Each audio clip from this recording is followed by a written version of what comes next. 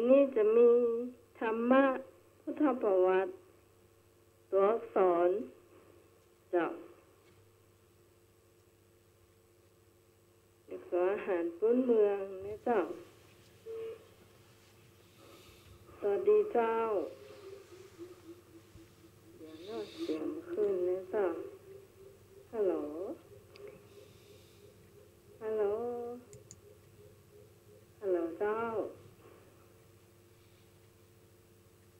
ได้ยินหรือยังเจ้าได้ยินแล้วเจ้าเนาะโอเคได้แล้วลองรู้แล้วเจ้าประมาณเสียงเนาะจะได้เล่งเสียงนิดหน่อยนึง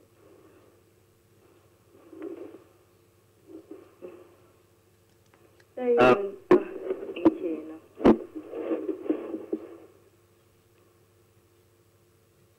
ได้ก็เจ้า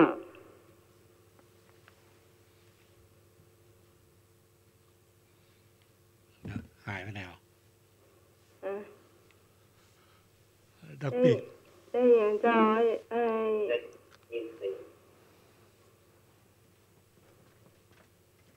้ยินแล้วเนาะได้ยินแล้วเจ้าต้องให้ชัดเจนเจ้าแต่ต้องพูดจะชัดเจนหรือไม่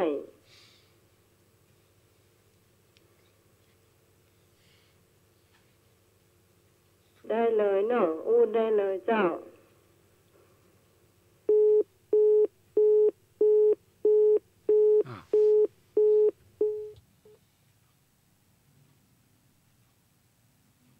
ฮัลโหล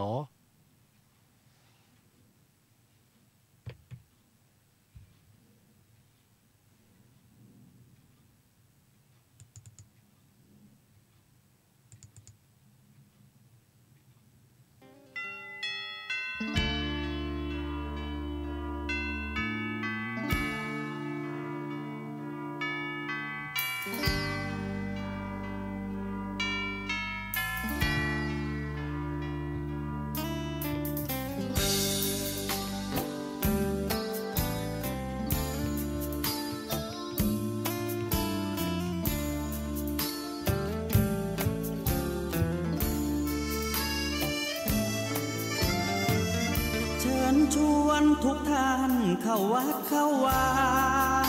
ฟังธรรมะจากหลวงตาเสริมชีวาให้สุขสดใสยึดมั่นหลักธรรมคำสอนไว้ให้ขึ้นใจความดีรีบทำกันไว้หญิงชายอย่าได้นายนี้เชิญชวนทุกท่านเข้าวัดเข้าวาทำบุญด้วยจิตศรัทธาบุญพาให้เราสุขีจะทำการใดนำใช้ในสิ่งดีทำบุญให้ทานวันนี้ไม่มีใครว่าใครชังสมัยก่อนประทับใจปู่ย่าตายายวันพระไม่เคยเบื่อหน่ายจำได้ไม่ลืมสักครั้งเหตุใดวันนี้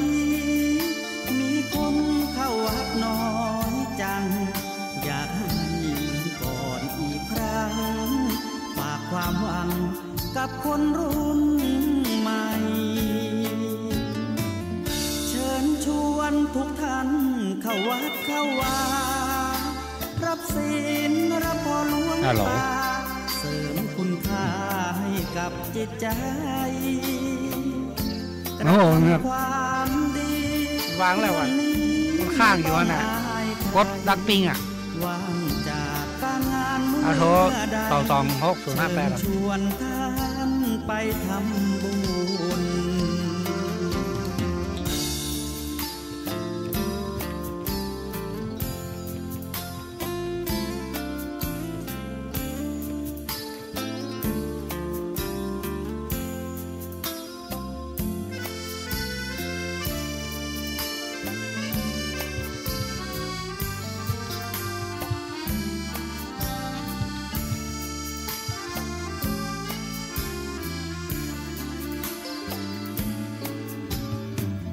เชิญชวนทุกท่าน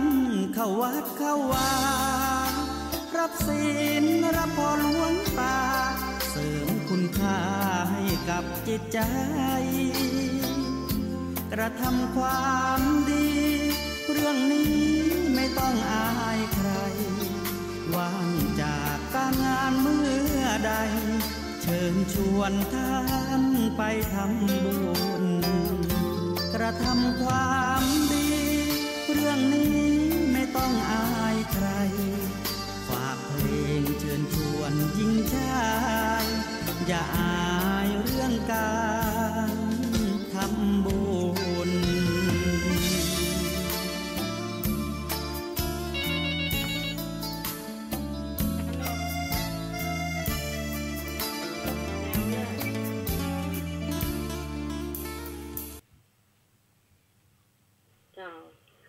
ก็ต้องขอสุมาภัยเลยในเจ้าโทรศัพท์มีปัญหาเป็น10406เมื่อยก็ว่าได้เจ้าให้ใช้ประการเจนนะเจ้าทักทายคุณผู้ฟังหน่อยเจ้าถ่ายดีแล้วถ่ายใช้ประการ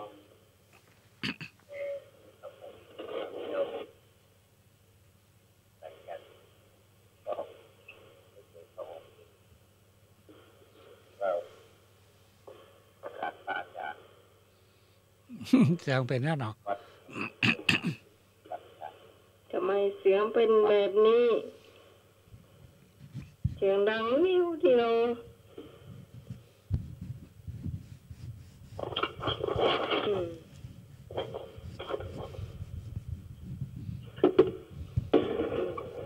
ขอมาตรการวันละสิบโลผู้ในการสถานีวิทยุ104.5ในกระเฮิร์ตในความเคารพนะครับนี่เนาะเจ้า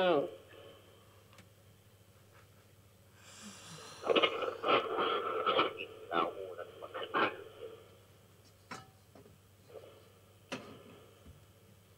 ดีน้องใหม่เนาะเจ้าท่านผู้ฟังก็ตัวนี้เป็นตัวธรรมะพุทธประวัติ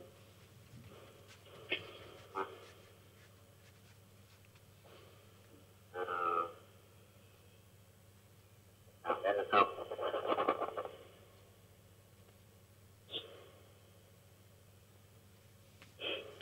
เสียงบูบี้บูบี้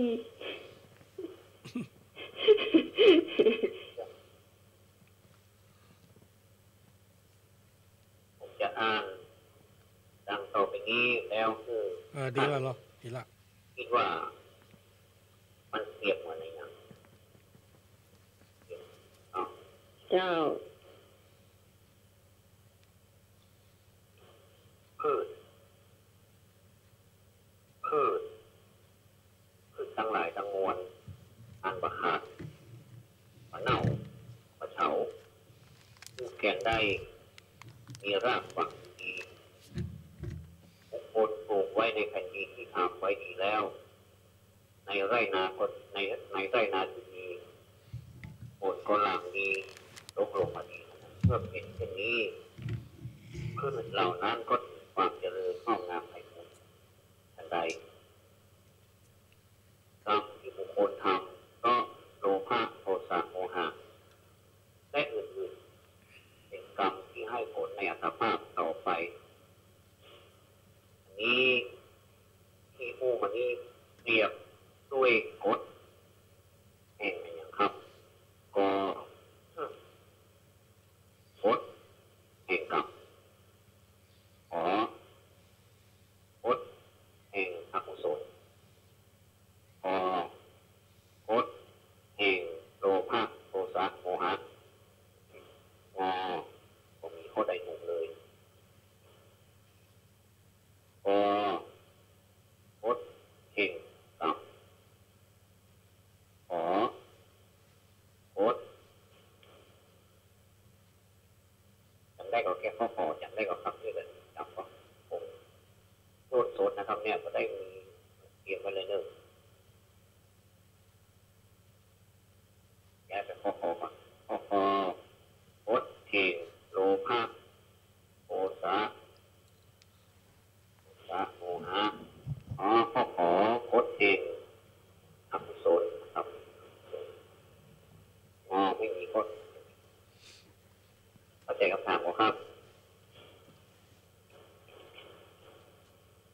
พืชทั้งหลายอันไม่ขาดไม่เน่า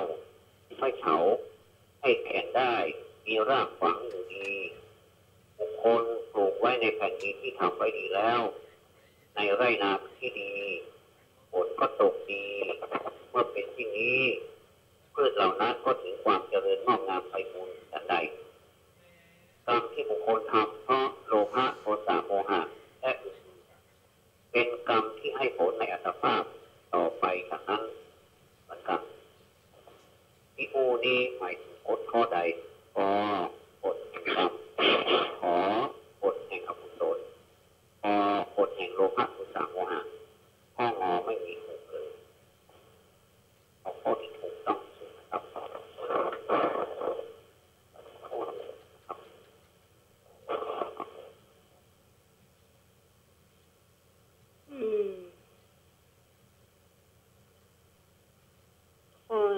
ดี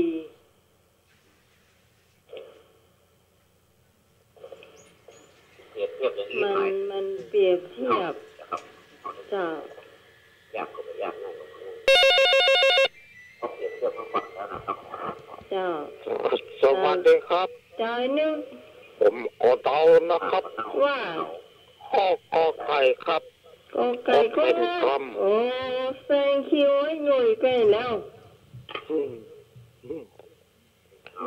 ก็ไก่ก็แล้ว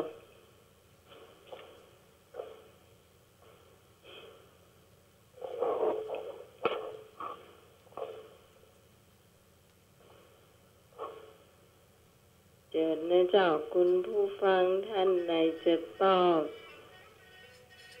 ได้เลย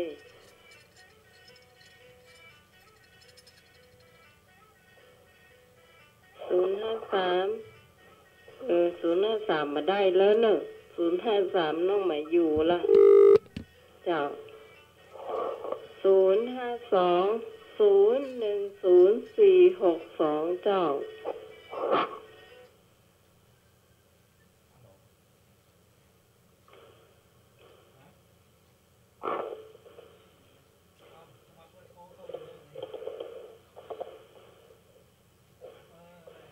ก็มันยากนะครับเพราะว่าปัญหาข้อนี้คำตอบของ ท่านสมัครอยู่ตั้งใดโทรมาตอบแน่เนอะ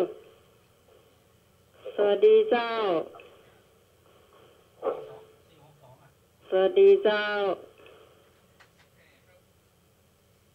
สวัสดีตอน4 ทุ่มไปเอ้ย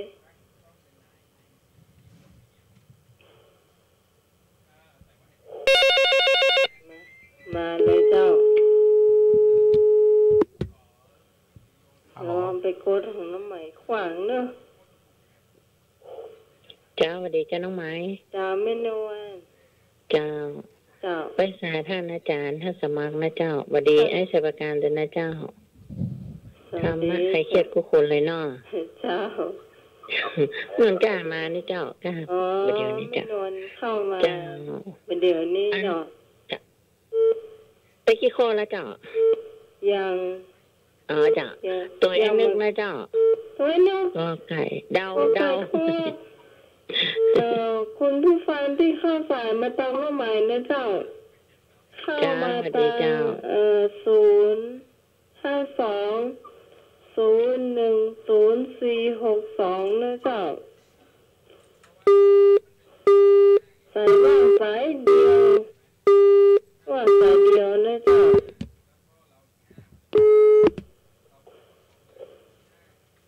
053ก็บอกว่านะเจ้าเนาะไม่นอนก็กอไก่เหมือนกันไอ้นึกก็กอไก่สวัสดีเจ้า ฮัลโหลการดำเนินการยันประครูเนาะอุทโมวิศวะแล้วก็น้ำใหม่อาชญาการ เจ้า ทุกๆท่านเนอะตอนนี้พาเนนมาหาหมอเป็นลมอยู่ที่โรงพยาบาลสารพีเนาะ เอา ก็เลยฟังทาง ไปทำมันนะทำอะไรเข้าเป็นลมน่ะฮะ ตกข้องงัว ว่าแล้วใจตรงกันอ่ะพ่องง เจ้าตอนนี้แก ฟังอยู่โรงพยาบาลสระปีเลย ท่านสมา พาเนนมาหาหมอพาเนนเป็นลม ไปพูดยังไงให้เข้าไปลมอ่ะ ฮะ ก็ให้รถพยาบาลรถ เป็นลมก็มองไม่เห็นก็สมัคร ก็คือเลือดกำเดาออกแล้วก็ เป็นลมมองไม่เห็นได้ ปวด ไง แขนแล้วก็หน้ามือเจ็บท้องก็ ได้ยินอาจารย์พูดไหมว่าเป็นลมมองไม่เห็น ฮะ อาจารย์พูดอ่ะ เป็นลมมองไม่เห็นอ่ะ ตอนนี้ก็อาการปลอดภัยแล้วเนอะเจ้าตรวจจากคุณหมอตรวจเจ้า เจ้า เจ้านมัสการเจริญพรเจ้า เจ้าท่านสมัครใจตรงนะไหมเนอะไม่ก็จะเอางองูเหมือนกันนะแต่เราจะรอคุณผู้ฟังก่อน เจ้า เจ้าพี่ตอง พี่สองก็นั่งขึ้นใจนะเอางองูก็ว่าอย่างดี เจ้า เอางองูงองู งอง องัวเนี่ยเอางองัวเนี่ย เจ้า เจ้า เจ้าของงองัวอยู่มาตั้งเดียวนะถ้าอย่ารับมาตื่นนะเจ้าท่านสมพรสวัสดีเจ้า สวัสดีครับนมัสการท่านอาจารย์สวัสดีให้เทศกาลน้องใหม่ด้วยนะครับ เจ้าไอ้เบาดอกแดงนอก ครับ เจ้า ก็บรรทุกสักข้อครับ เจ้าบรรทุกสักข้อนั่นหรอวางงูนั่นหรอ ครับกำลังมาฟังนี่ครับกำลังเสีย อันนี้อยู่ครับเสียมอนนะครับรถมอนกำลังเลี้ยวนะครับ อ๋อเจ้าเสียใจตัวนี้เจ้า น้อยก็ปีครับ ฮะ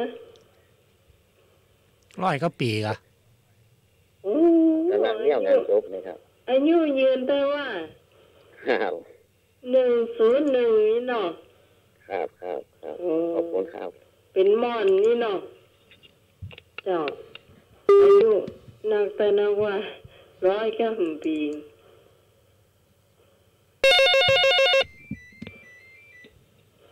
สวัสดีเจ้า เจ้าไหม เจ้า เอาที่บอกคือข้อเป็นน้องใหม่น่ะ งองัวนั่นนะ เจ้า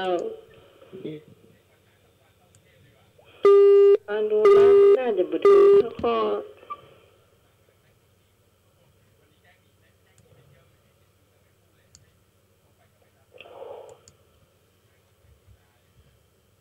ของงูมีท่านสมัคร มีพี่ซองแม่บุญ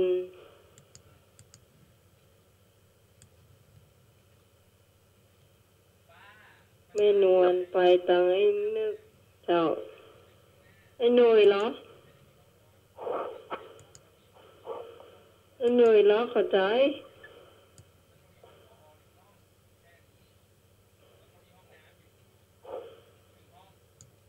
ไอ้บ่าวดอกแดงก็งองูนะเจ้า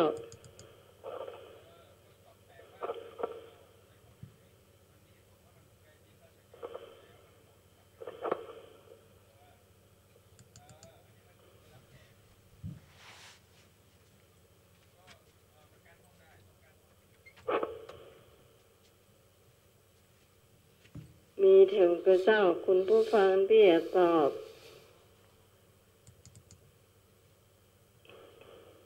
ถ้ามันมีเขาได้เฉลยเนาะเจ้า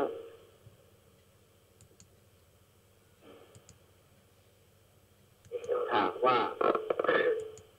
อยู่กับอย่างนี้เนาะ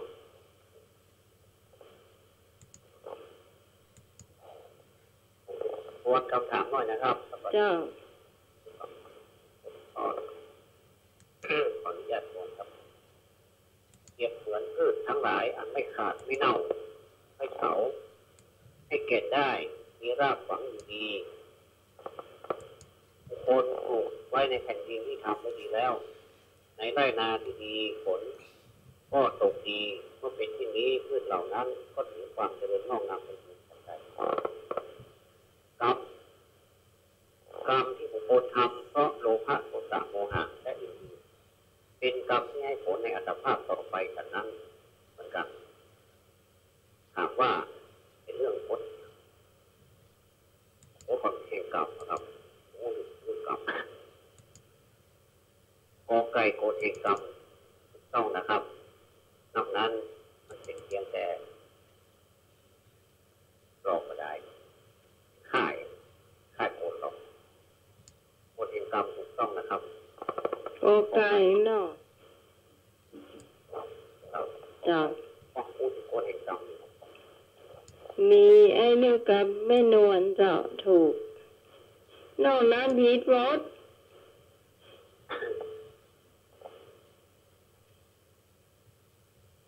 ข้อต่อไปเจ้าครับก็เป็นคำเปรียบเทียบเหมือนกันนะ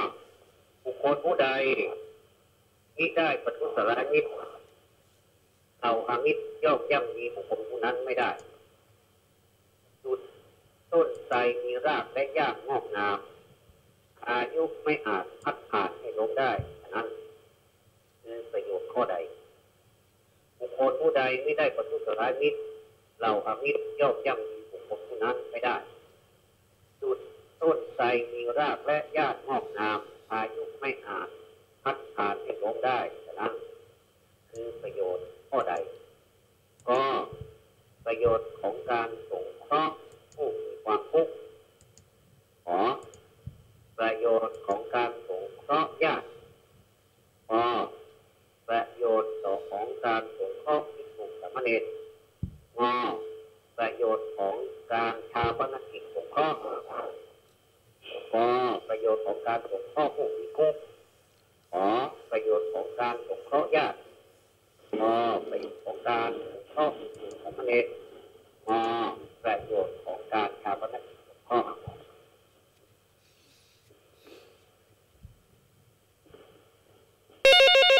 นะครับสวัสดีครับ เจ้าไอ้นึกกอไก่มะ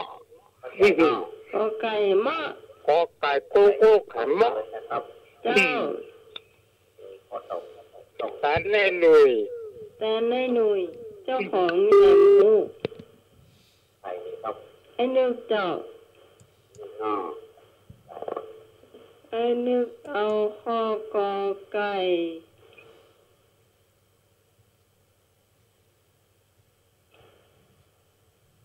คำถามเปรียบเทียบนะครับ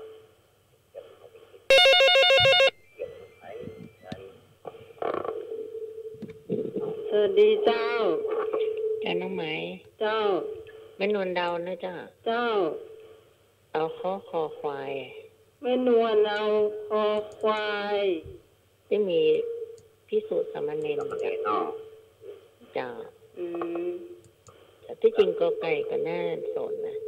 แต่ขอเอาข้อดีดีกว่านะเจ้าควายเจ้าดีจ้าทำไม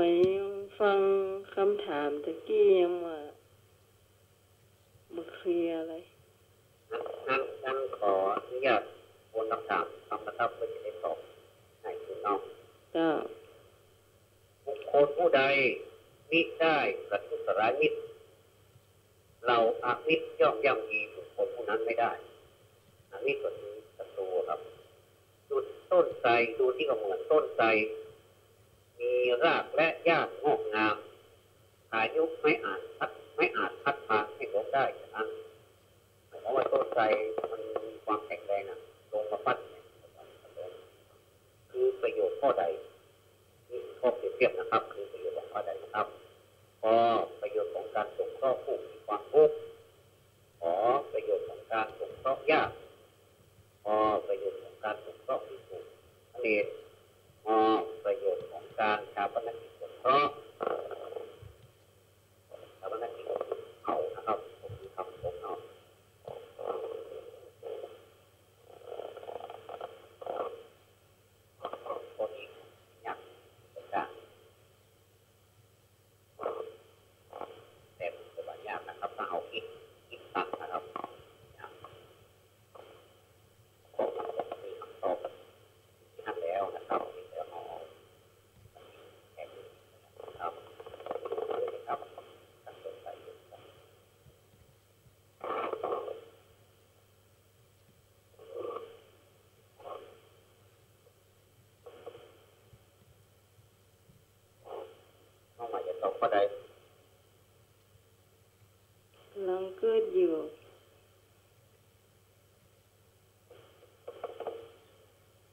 นะครับพอสอบ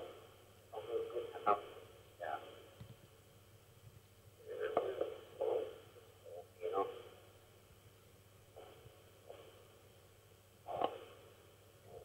ขอไข่นี่อย่างก็ ขอใครประโยชน์ของการสงเคราะห์ญาติ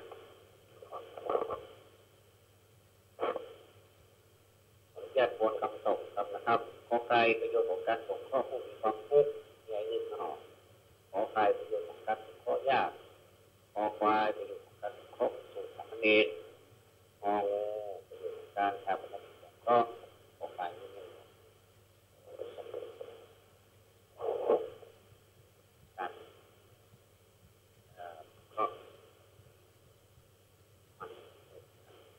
ก็นะครับแต่ว่าอะไร แบ่งคนข้อกันแล้วกัน ไอ้นึกเอาไปก็ข้อกอไก่น้องหมายเอาขอไข่เจ้าแม่นวลเอาคอควาย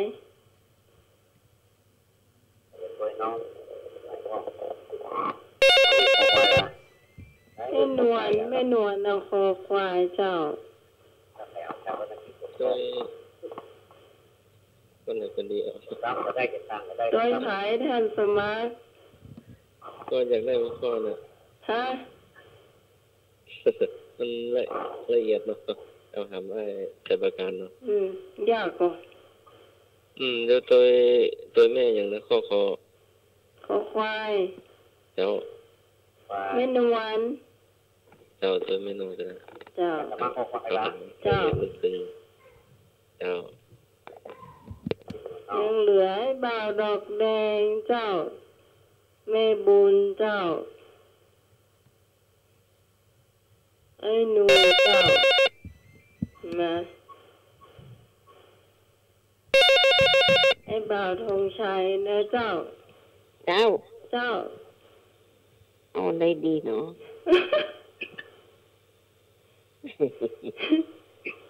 สังคอก็ไก่ก็ขอไข่ก็ขอควายก็น่าอยู่เนาะตัวไม่นวลก็ได้ขอควายนะเจ้าตรงแดงนะแม่บุญเจ้าโอ้วันเดียวใจประการเจ้าได้ยินไหมได้ยินจ้ะพูดแล้วข้อใดอ่ะขอควายเจ้าขอควายที่หนูเป็นขอควายกันยังมาเตื้อ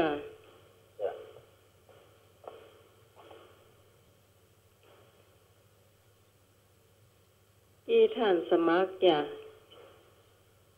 สมัครเอาคอควายนวลท่านสมัครกับพี่บุญเจ้าพี่ตองข้ององูอย่างมีให้เอาเจ้าคนอ่ะเจ้าเอามันครบ4 ข้อเนาะเอามันครบอยู่ดีหรอเอาข้ององูชาวพนักกิจนี่นะชาวพนักกิจพี่ตองนะพี่ตองเจ้าพี่ตองยาวงองูเจ้ามาเลยเจ้าไอ้บ่าวดงแดงเจ้าไอ้บ่าวธงชัยเจ้า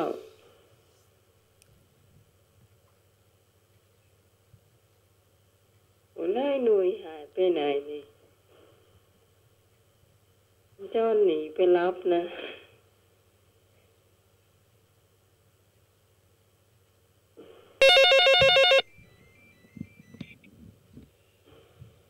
เจ้า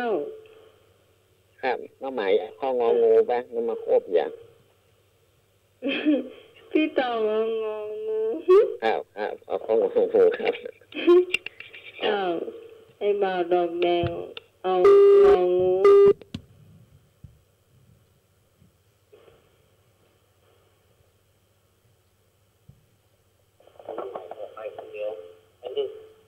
ไอ้นึกกอไก่คนเดียวน้องไหมเอาขอไข่คนเดียวคอควายนี่มีหลายคนอยู่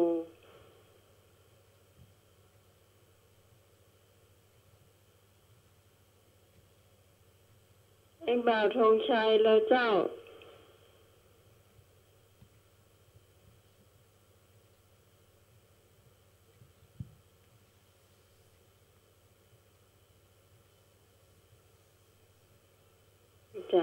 จะตอบข้อไหนตอบข้อไหนอย่าคำถามมาได้ฟังรับก่อน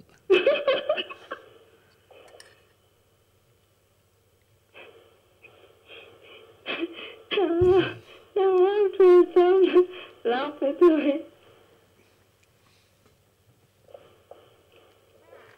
อย่ามาถามมาจะได้หรออ่านคำถามเพื่ออาจารย์ฟังหรอบุคคลผู้ใดไม่ได้ประทุษร้ายมิตรเราอามิตรย่อมย่ำมีบุคคลผู้นั้นไม่ได้จุดต้นไทรมีรากและหญ้างอกงามอายุไม่ขาดให้ลงได้ฉะนั้นนี่ประโยชน์ข้อใดก็ประโยชน์ของการสงเคราะห์ผู้มีความทุกข์ขอประโยชน์ของการสงเคราะห์ญาติประโยชน์ของการสงเคราะห์ผู้อื่นนั่นเองและประโยชน์ของการชาวนาสงเคราะห์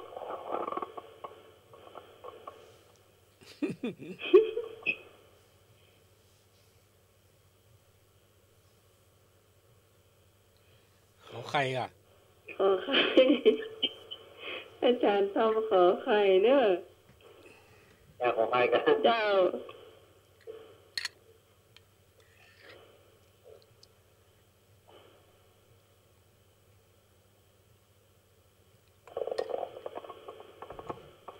ท่านสมัครเอาคอควายให้มาดอกแดงแม่ใจแม่พี่ตองงองูให้นึกอยู่คนเดียวให้หนุ่ยไปไหนมาหู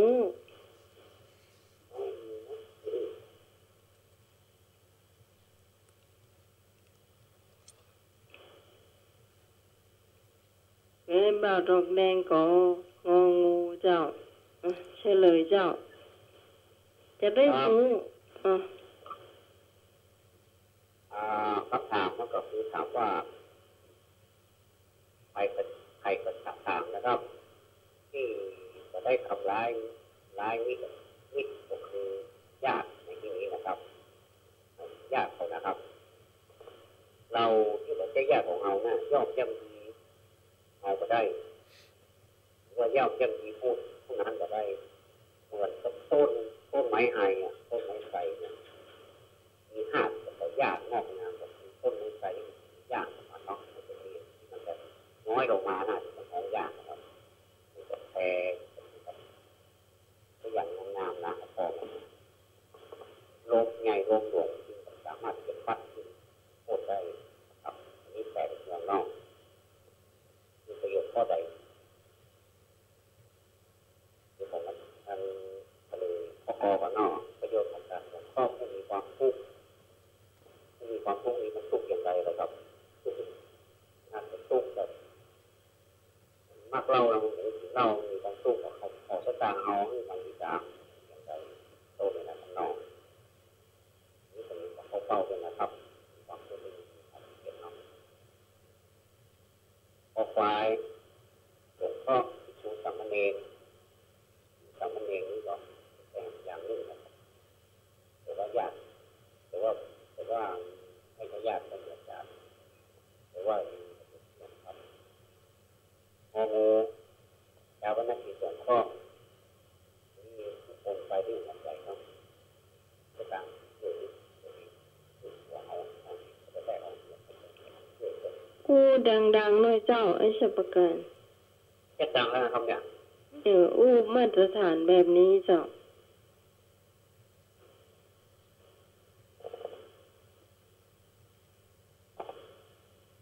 ที่ถูกต้องที่สุดก็คือข้อขอไข่นะครับนี่ไผ่บะตัวน้ำหน่อยสักคนเจ้าอาจารย์รับแล้วตื่นมาฟังเอาขอไข่ถูกอยู่เจ้าก็อยากครับเจ้า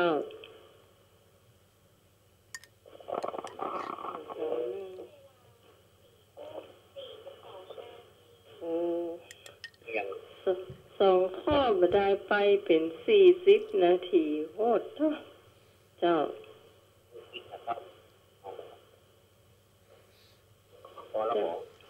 เอาเห็นสักข้อบ่เอาพุทธประวัติก็ได้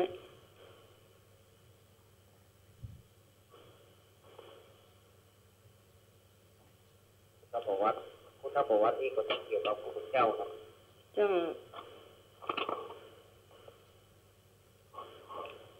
พระประวัตินี่เป็นเรื่องที่ผมคิดว่าคนเอามาดูของอาจารย์แล้วนะครับ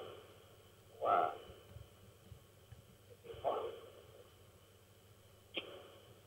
ผมคิดว่ามันเป็นเรื่องที่ซ้ำๆกันไม่ได้เลยพระประวัติเราแต่ว่ามันมีในรูปภาพกับรายละเอียดของคำว่าพระประวัติอาจจะมีความคิดต่อไปนี้ผมจะถามว่าพระสัมมาสัมพุทธเจ้าเรียกว่าพระสัมมาสัมพุทธเจ้าทรงช้อนหุ่นไว้ในปลายเล็บแต่เขาว่าเอามือเล็บต้องที่ปูดขึ้นมาตรงปลายเล็บครับแล้วตรัสเรียกภิกษุมาถามว่าหุ่นที่ช้อนไว้ในปลายเล็บกับแผ่นดินใหญ่อย่างไหนมากกว่ากันภิกษุตอบว่าหุ่นในเล็บเล็กน้อยเมื่อเทียบกับแผ่นดินใหญ่ย่อมไม่ถึงการนับเปรียบเทียบหรือแม้เปรียบเทียบครับนี่คือคำถามนะครับเป็นตัวคำถามจำนอกเพราะมันคำถามยาวพระสัมมาสัมพุทธเจ้าทรงช้อนหุ่นไว้ในปลายเล็บแล้วตรัสเรียกถูกมาถามว่าหุ่นที่ช้อนไว้ในปลายเล็บกับแผ่นดินใหญ่อย่างไหนมากกว่ากันภิกษุตอบว่าหุ่นในเล็บเล็กน้อยเมื่อเทียบกับแผ่นดินใหญ่ย่อมไม่ถึงการนับเปรียบเทียบหรือแม้เปรียบเทียบอยากถามต่อไปว่าพระพุทธองค์ตรัสว่าสัตว์ที่จุติจากพวกมนุษย์แล้วกลับมาเกิดในพวกมนุษย์มีเป็นคำถามว่างนะครับนะครับมีนะครับโดยที่แท้สัตว์ที่จุติจากมนุษย์ไปแล้วกลับไปเกิดในนรกมีข้อกันนะครับพระพุทธองค์จึงตรัสว่าสัตว์ที่จุติจากพวกมนุษย์แล้วกลับมาเกิดในพวกมนุษย์มีโดยที่แท้สัตว์ที่จุติจากมนุษย์ไปแล้วกลับไปเกิดในนรกมีเป็นคำถามแบบกอขมค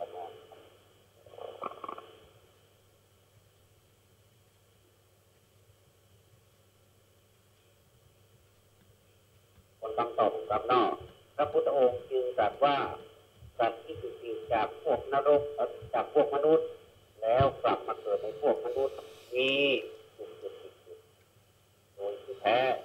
สัตว์ที่จุติจากมนุษย์ไปแล้วกลับไปเกิดในนรกมี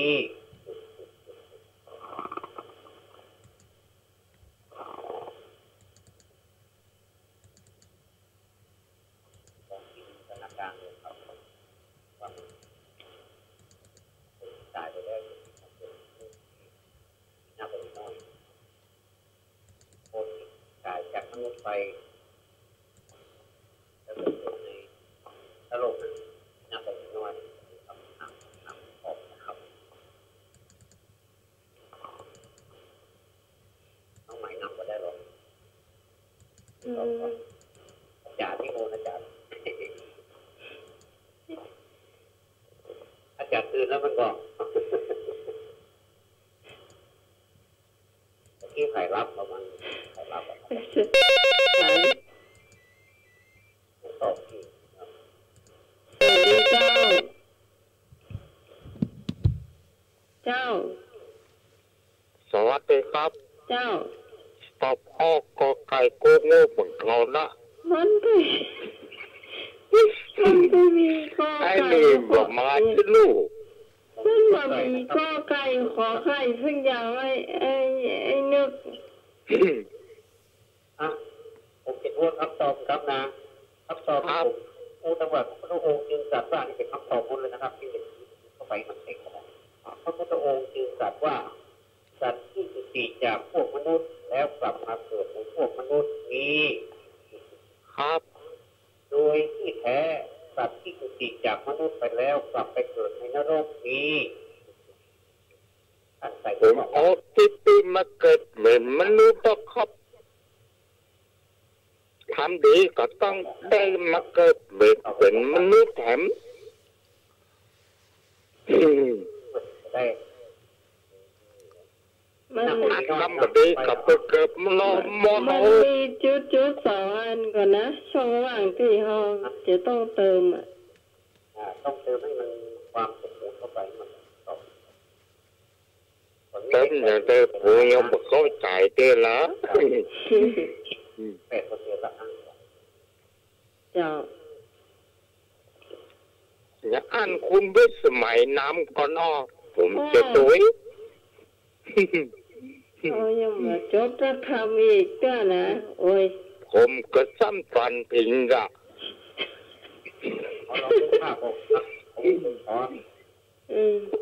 ท่านสมัครเข้าใจมาท่านสมัครน้ำก็ได้รู้มีเล็กของเขาครับเป็นอย่างไรพวกก็จะต่อปกติกว้างต่างๆอันนี้มันเที่ยวมันเรียกว่าเป็นต่อเพราะฉะนั้นมนุษย์ที่จะพลิกมาเกิดมนุษย์เนี่ยที่ตายไปแล้วเนี่ยมีแล้วมนุษย์ที่จะพลิกมาเกิดในโลกเนี่ยมีเขาเรียกคำตอบ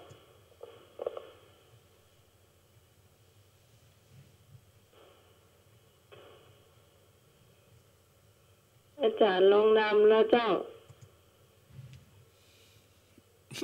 ไม่เข้าใจวะคณะอาจารย์นี่มันเข้าใจท่านผมถามคำตอบท่านเสนอเลยก่อนเนาะแต่เขาบอกตอบไปเลยนะแต่ว่าท่านจะเอาไปใส่โอ้นะเนาะเจ้ามันจะมีมากกว่าแล้วก็มีน้อยแค่นั้นนะครับเอามากกว่ากับน้อยเนี่ยไปใส่ตรงนั้นพระพุทธองค์จึงตรัสว่าสัตว์ที่จุติจากพวกมนุษย์แล้วกลับมาเกิดในพวกมนุษย์นี้โดยที่แท้สัตว์ที่จุติจากมนุษย์ไปแล้วกลับไปเกิดในนรกนี้ที่ผมเผยไปแล้วนะครับน้อยหรือว่ามากกว่าเอาไปใส่มากกว่าคำถามแรกนี่มากกว่าคำถามที่สองนี่เกิดเป็นนรกอันที่สองน้อยกับนักเจ้าเดี๋ยวอันแรกนี่น้อยเจ้าอันที่สองนี่นะฮัลโหลกำดีกำชั่วพาเราไปสมัครเข้ามาแล้วเจ้ากำดีกำชั่วมันละเมอเข้ามาสมัครว่าท่านจะสัตว์ที่จุติจากพวกมนุษย์แล้วกลับมาเกิดในพวกมนุษย์มีมากกว่าทำดีทำชั่วโดยที่แท้สัตว์ที่จุติจากมนุษย์ไปแล้วกลับไปเกิดในนรกมีน้อยกว่าเดินได้นะครับรับก็ได้นะครับคำดีคำชั่วพาเราไปท่านเข้าใจคำถามนี้เนาะคำเป็นใหญ่แล้วเจ้าน้องใหม่จะตอบว่าคำถามแรกเนี่ยเจ้าน้อยกว่าคำถามที่สองมากกว่าหรอกที่ไปเกิดในนรกมากกว่าเป็นมนุษย์นี่น้อยกว่าเจ้ามาให้มันดีมาเข้าใจเนอะงานเทศงานเนี่ยตั้งใจก่อนไม่นึกมาไม่เจ้ามาไม่ตัวอีกก็ตัวได้เลย ไปรับฝันแล้วมาตอบ น้อยมากกว่าจะไปกับ สมัครละเมอตอบ ว่า ถ้าอาจารย์กระเต้นกระแลกกระลานรับลูกมาตอบนี่ถูกอยู่ผมซื้อคุณวิทย์สมัยนะครับ ได้หน่วยรับมาตอบได้หน่วยรับมาแล้วไม่ตอบไปรับมาแล้วมาตอบ คิดว่าอาจารย์รับมาตอบได้อยู่เดี๋ยวเอาละตอนนี้จับโต๊ะก็สวัสดีเจ้าจ้าน้องไม้นี่รับมานี่ใส่ฝันมาน้องไม้เนี่ยฝันมาตอบอ่ะเจ้าตัวตึกล่างก็เต้านี่จะสลับแล้วนะครับนี่จะเอาไปใส่ตำแหน่งที่วงสูงนะครับน้อยหรือว่ามากกว่าเนี่ยใช่ถ้าหักว่ามันเนาะเจ้าโอ้เนี่ยนับเป็นมนุษย์ที่เขาเกิดเจ้าน้องไม้เจ้าตัวน้องไม้เนอะตัวน้อยก็มากนั่นน่ะเจ้าน้อยแค่นั้นนะครับกดลงไปในนรกมาก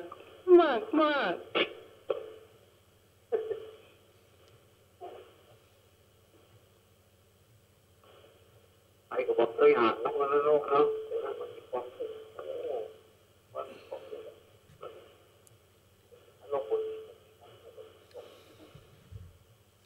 วันนี้คำถามไม่ใช่ประการเที่ยวนะจ๊ะ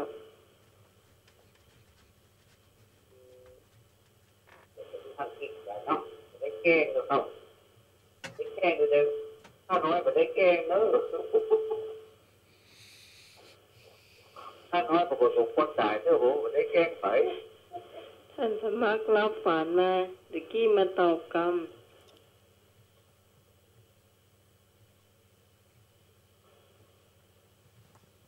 ใช่แน่ไอ้บ่าวดอกแดงเจ้าเข้าใจถ้าผมเฉลยให้แล้วนะถ้าเราไปใส่ในช่องก็ได้เนาะน้อยหรือว่ามากกว่าอันใดก่อนอันใดหลังแล้วนะครับน้อยควรจะเป็นหลังก็ว่ามากกว่าจะเป็นทางหน้าหรือว่าน้อยทางหน้ามากกว่าทางหลังไว้ใจแจ้งขนาดเลยนะหน้าขนาดเลยจะเป็นหน้าหับนะครับหน้าหับครับคือใจหับเหมือนกันได้เวลาเฉลยละเฉลยแล้วเนาะเจ้าพระพุทธองค์ตรัสว่าสัตว์ที่จุติจากพวกมนุษย์แล้วกลับมาเกิดในพวกมนุษย์มีน้อยนี่ทุกจริงนะครับน้อยโดยที่แท้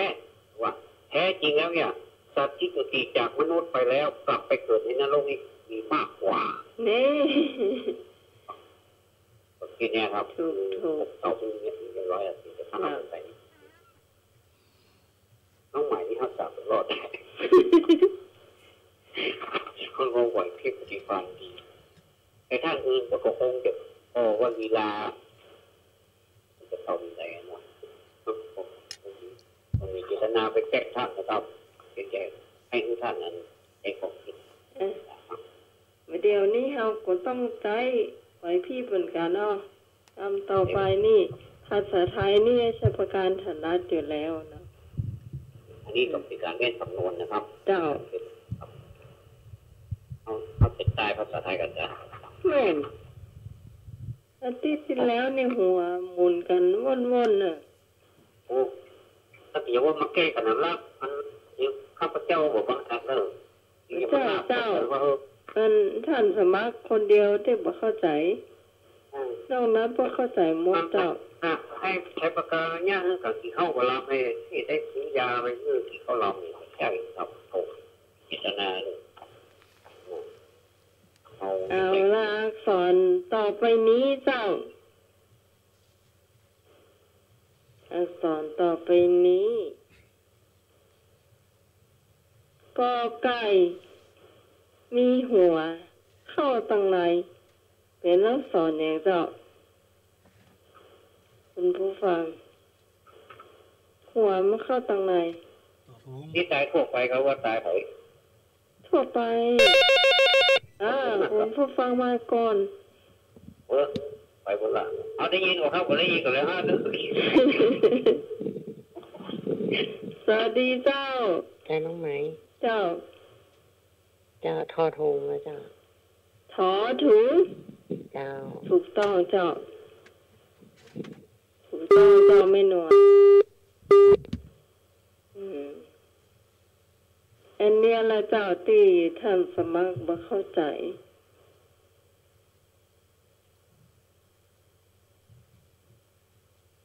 อักษรต่อไปเจ้าพอไข่มีหางเจ้า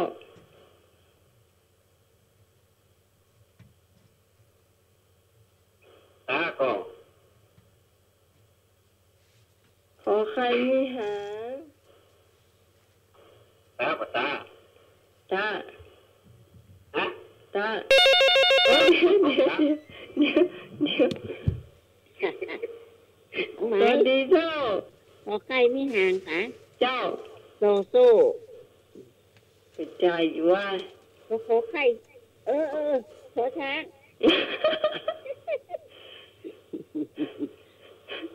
เจ้าถูกละพอไข่มีหาง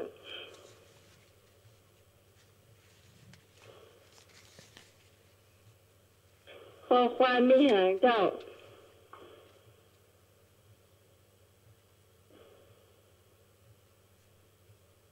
ก็มาแล้วมาละ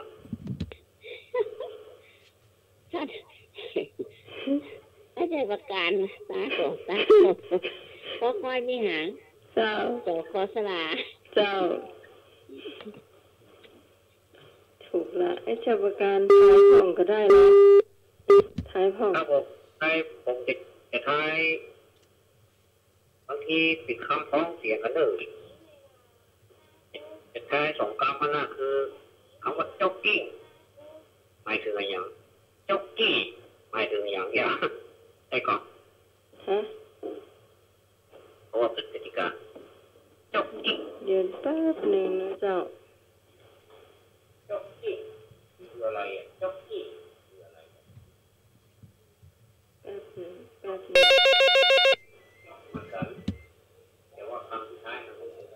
เดี๋ยวแป๊บหนึ่งวันใส่แป๊บหนึ่งนะเจ้าตอบดินฟอกหางควายตอบดินฟอกหางควายไอ้หยังใช่ก็คอควายมีหางตอบไปแล้วนี่บอกประตูเนาะดินฟอกหางควายสองคนสลาเหรอ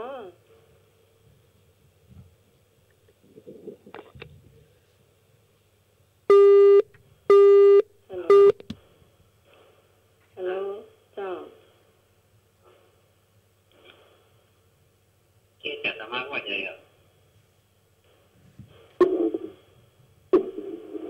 ว่าอย่างหูลืมละมองต่อสายดินฟอก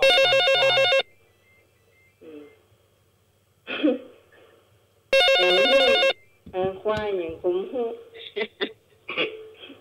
คนใจตะกี้ว่าพอควายที่หางสลานะครับท่านมาฟังว่าใดก็กี้แม่ได้ยินหรออย่างหูควายเนี่ยอย่างดินพอกหางควายดินพอกหางควายอันว่าแล้วว่าท่านสมัครบ่เข้าใจก็น่ะแกบอกว่าก็ท่านสมัครวันละเมิดตอบรับเลยนะเสียงรับอยู่เนาะที่อันใช้ประการว่าได้ก็จ็อกกิ้งเหรอจ็อกกิ้งก็วิ่งออกยังก็ยังก็ว่าไม่ จ็อกกี้ จ็อกกี้ จ็อกกี้ จ็อกกี้ ครับ คืออะไรจ็อกกี้คืออะไรมาหมายนี่ จ็อกกี้กับจ็อกกี้อีกอะ จ็อกเหมือนกันแต่ว่าข้างหลังมันเหมือนกันอันนี้ มันเห จ็อก มือน กี้ กัน จ็อกกิ้งคือวิ่ง วิ่ง วิ่งแล้วจ็อกกี้นี่คือที่ขี่ม้า คนขี่ม้าเจ้า อ๋อ เจ้า อ๋อ แม่นก็ ทำไมพ่ออ๋อ แม่นโอ้ต้องกดตอบไม่รู้ต้องกดตอบไม่ จ็อกกี้นี่หมายถึงการออกกำลังกายเนาะ เจ้า ขี่นี่หมายถึงคนขี่ม้าที่โง่ที่ขี่ม้าไอ้ลูก เจ้า หัดขี่ม้าต้องนะครับจ็อกกี้การออกกำลังกายจ็อกกี้คนขี่ม้าแปลกโอ้ไว้ยังอ่ะ หืม แปลกไทยอ่ะ เนี่ย แปลกไทยก็ไว้ยังอ่ะ ศูนย์สองตัวเมื่อเขียนตัวรวมกันก็เป็นเลข8นี่นะแปลกไทยนี่อาราบิกนะแปลกไทยเนี่ยมันก็ไว้ยัง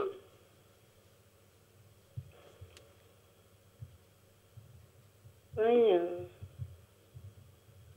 ไว้ยังอ่ะถ้าผู้ฟังได้ยินเราเลขแปดไทยก็ไว้ยังเลขแปดไทยเนี่ยอันนี้มันเป็นภาษาแปดนี่เป็นภาษา เจ้า เลข8ไทยกะ เจ้า ละนั่นเหรอไม่แต่คู่เนาะแม่ก็ไม่แต่คู่อ่ะ เป็นได้ก็เจอเลยครับ ไม่แต่ครู แม่ ไม่ ก็ ใช่กูเอาไปใช้ต้นไทยกู ไม่ใส่ โอ้โหเจ็ เดี๋ย บ วจะ เป็ เด้ น อ นี่เนาะ ประเด็นตัวว่าเด่นนี่ก็ใส่ใจไม่แต่คู่หรอก ไม่ได้กูถูกต้องแล้วครับเลขแปด เจ้า เจ้า นั่น เลขแปดชัดๆแล้วนะไม่ออก เจ้า เลขแปดอยู่นะเนาะ เลข8ไทย แปดเนี่ยพวกมันใส่นะเลขแปดคือไม่เห็น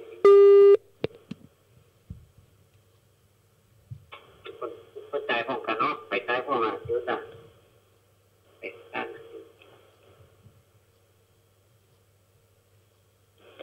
ฟอฟันมีหันอากาศตั้งใต้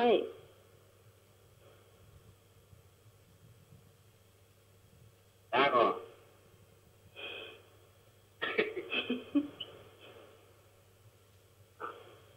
ให้ท่านผู้ฟังก่อนนะครับพอฟันมีมหาและการสุดท้ายไม่ใช่พอพานนะครับพอพานก็ได้นะครับพอพานต้องมันเลยไปแล้วพอฟันนอก เจ้า การสุดท้ายคนเขาว่าอย่างนอก อืม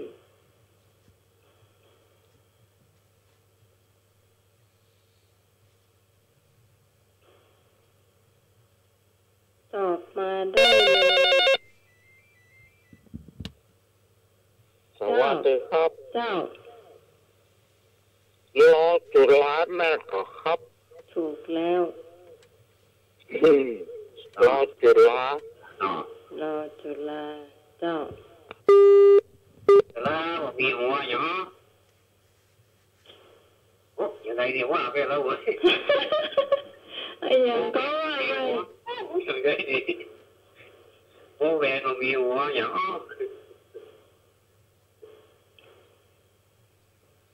โอ้แหวนมันมีหัวอย่างโอ้แหวนเอาหัวออกเอาหัวออก อาจารย์ก็ตอบได้เหมือนกันนะเจ้า ตอบเนี่ย เจ้า เจ้า ตอบได้เหมือนกันเลย บ่แบบ หัวแหวนอ่ะหัวหายไป อา อ่ะ สระอา อ๋อ สระอานั่นก่อนน้องไหม วอแวนบอมีหัวสระ สระ อา อาสระอาถูกก่อน เจ้า เออ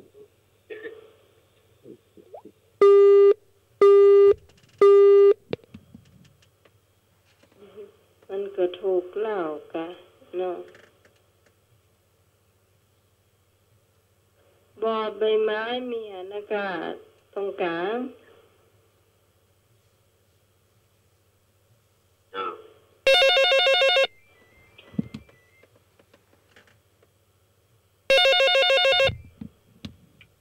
เจ้า เจ้า สมบูรณ์สี เจ้า แสดงว่ายังฟื้นฟูภาษาไทยได้อยู่เนอะ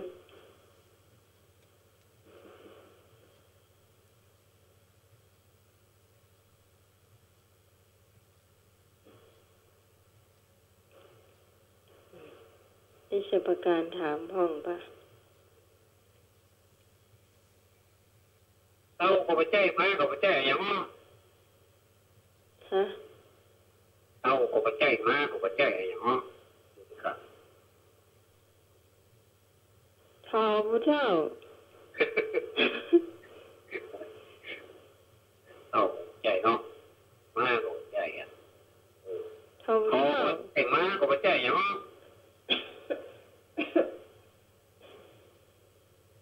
ก็ทอผู้เจ้าอ่ะ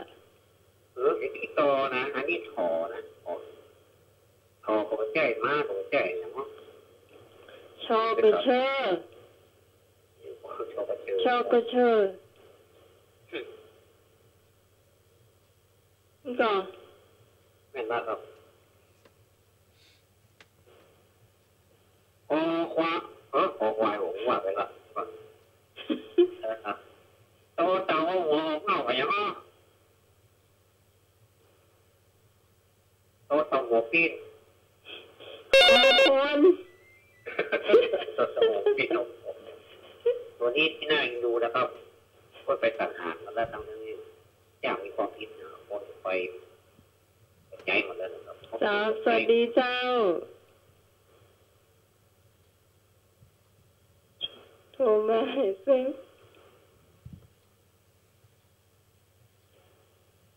ท่านสมัครฟังแล้วเข้าใจก่อน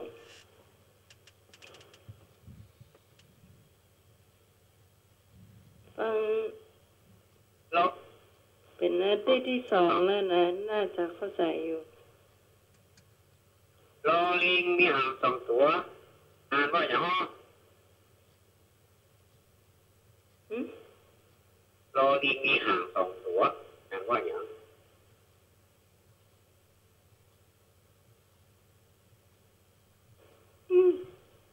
เอาถามกับตัวถามกับสองเอาลอลิงมีหางสองตัวอ่านว่าอย่าง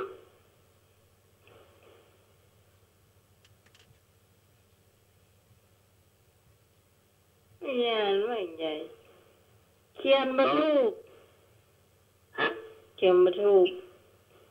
ลอลิงมันมีหางสองตัวอ่านว่าอย่างมีหางทั้งสองตัวกันนะ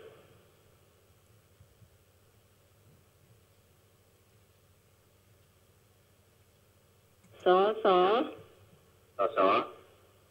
ต้องนะครับลอลิงตัวหน้าผมมีหางแต่ลอลิงตัวท้ายมีหางอย่างว่าลอลิงตัวหน้าผมมีหางแต่ตัวลอลิงตัวหลังมีหางตัวว่าอย่างว่างงแล้วเอาลอลิงตัวหน้าผมมีหางแล้วครับแต่ลอลิงตัวหลังมีหางถ้าจะให้อ่านไหนอ่านตัวย่ออย่างนี้สอที่นั่นแหละที่สอแต่ว่าที่ตัวผู้แทนรัศดรนั่นหรอแต่ก็นี่โรดีกว่าหน้าโรดีกว่าหน้านี่ผมแต่โรดีข้างหลังเนี่ยอ่านไม่ใหญ่เจ้าทำไมเจ้าร อสอรอสอรอสอรอสอครับรอสอเป็นเสือเนาะเจ้าถ้าถามมาก่อนกันเนาะเรียนกันนะครับไม่นวลเราไม่นวล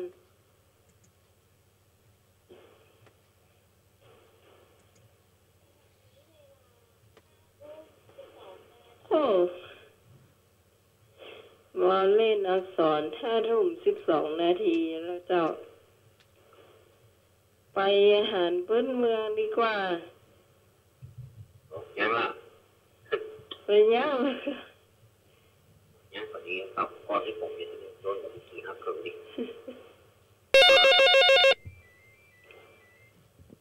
เมาเล่นมันม่วนอยู่หรอ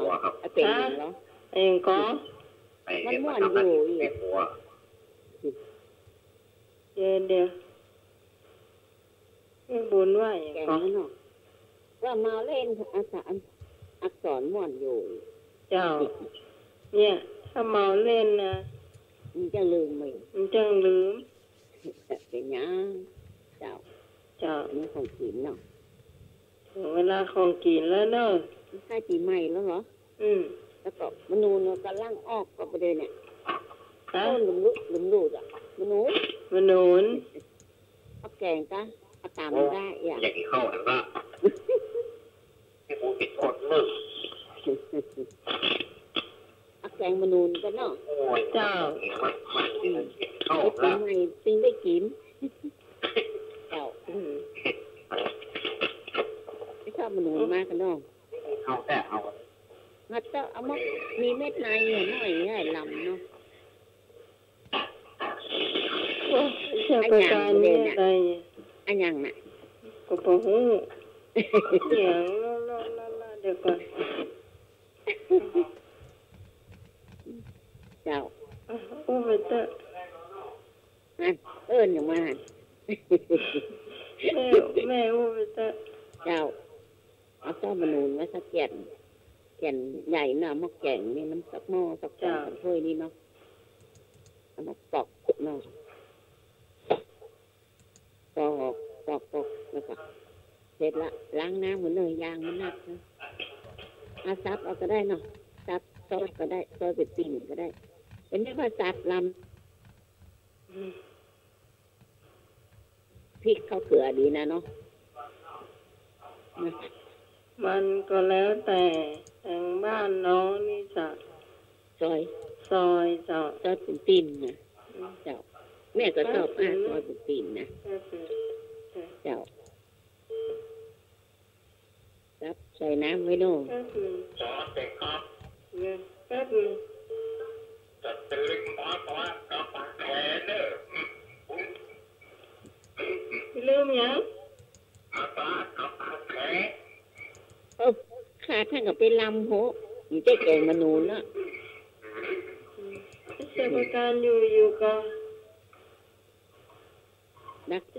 เชื่อประการอยู่ก็อยู่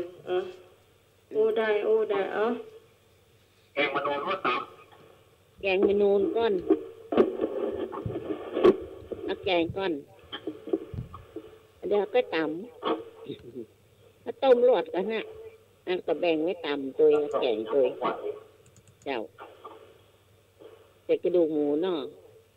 จะสามจานใช่เจ้ามาต้มดูกกันเนาะต้มดูกเบื่อดีแล้วแกงเจ้าแกงก้อนแสดงว่าไม่ได้ฟังวิทยุนี่เนาะถ้าเอาวันทุกเช้ามาผมเก็บยาแบบวันทุกเช้าผมฟังวิทยุตัวอีกอ่ะฟังตังนั่นก็ได้หรอตังลายเจ้าต้มดูกหมูเดือดดีแล้วก็เอาซอยมนูนเข้าใส่ซับมนูนเข้าใส่เนาะเจ้ามันเปื่อยดีบ่ถ้ามันนักก็ตักเอามนูนไว้ต่ำด้วยพ่องก็ได้มันนักละไปนะเนาะเจ้าแล้วก็ต่ำน้ำพริกก็ต่ำน้ำพริกใส่ใส่กะปิใส่หอมบวมเตรียมใส่พริกแห้งเม็ดใหญ่เม็ดน้อยผสมกันเนาะเม็ดใหญ่เป็นน้ำสีมันงามมันแดงดีอันยังแต่มาพุ่งมาเดี๋ยวเนี่ยโลละอันยังนกหัวหูเหมือนกันให้พังห้องว่าใดหู ลืออย่างโต๊ะลือกุฏิอ่ะลือกุฏิอ่ะใกล้จะขานล่องลือกุฏิแกมาโนนมาซุกก็ละมาแล้วล่ะยังล้ำมาเหลือก็โลละละนะน้องถามมาแล้วนี่อย่างฮะเจ้าพูดว่าอย่างล้ำมาเหลือล้างปุ๊บน้ำแข็งอยู่แม่โอ้หนอแข็งลงไปนะเดี๋ยวดื่มน้ำก่อนดื่มน้ำแบบนักดาเนี่ย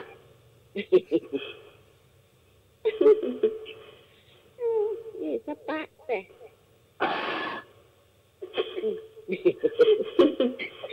น้ำหลอกนี่นะก็น้ำหลงหรอเจ้าต้มน้ำแข็งหน่อยมันอยู่ในเย็นๆก่อนวันก่อนได้กินแกงผักหวนหยิบน้ำแกงเพื่อน้องอ่ะโอ้หยิบน้ำแกงพวดแต่วัดว่าหันว่าเขาไม่ได้กินวันนี้ไม่พูดหน้าว่าจะที่แต่ว่าที่การรับธรรมดาครับวันนี้รอบได้สิแล้วแกงมนูนไม่ได้กินนะก้าแกงมนูนวันนี้ครับแกงมนูนนี่ใส่อย่างต้องหนีแม่ก็ประต้มปะล่ะก็ทำพริกใส่แล้วเดี๋ยวแม่แกชอบพักหัวนี่ตัดฟังว่านี่แม่รอท่านจะบ้าไปเฝ้าอันนั่นก่อนหลัวกันอยากกินไม่ได้สมัครอ่ะพี่เจ้าหลัวกันไงสมัครกันกันรู้ปฏิเจ้า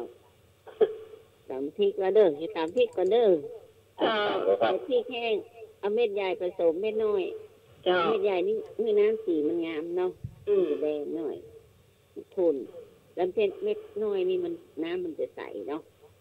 เอาผสมกันเจ้าแล้วก็ใส่ของบัวเตรียมกะปิอย่างเอาละอันอื่นเราไม่ต้องใส่แล้ว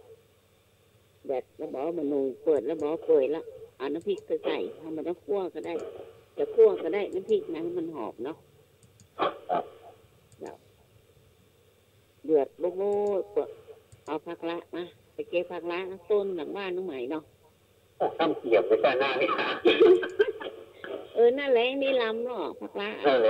ผักละบ้านน้องใหม่เปเลิกนั่นน่ะไปเด็ดหน้าหลังบ้านน่ะยอดตุยฮะเจ้าผักแคก็มีผักละผักแคแต่จะข่านเขามาใส่อะมักไผ่มักมันแล้วจะข่านนะเจ้าหน้านี่ก็บะหมี่นะจะข่านเจ้าต้องเกลือส้มด้วยเนอะเจ้าส้มให้น้อยเจ้าโอ้ขาดเกลือส้มมาได้นะนั่นน่ะบะลามอ่ะใส่เกลือส้มพุทธกินปูกับแม่เนาะเจ้าเกลือส้มสูตรนี้แล้วกับผักละใส่ผักกุลิงผักแคใส่เนาะเจ้าโพดเลยก็ต้องนั่งเรือมาเนาะโพดลงกินเลยเรียบร้อยแล้วจดตักลงมาจดหรือว่าจดของหมดต้องจดของหมดเจ้าแกงมนูนคุณได้ได้ด้วยเนาะเจ้าวันนี้ทำประตามเตื้อเนาะ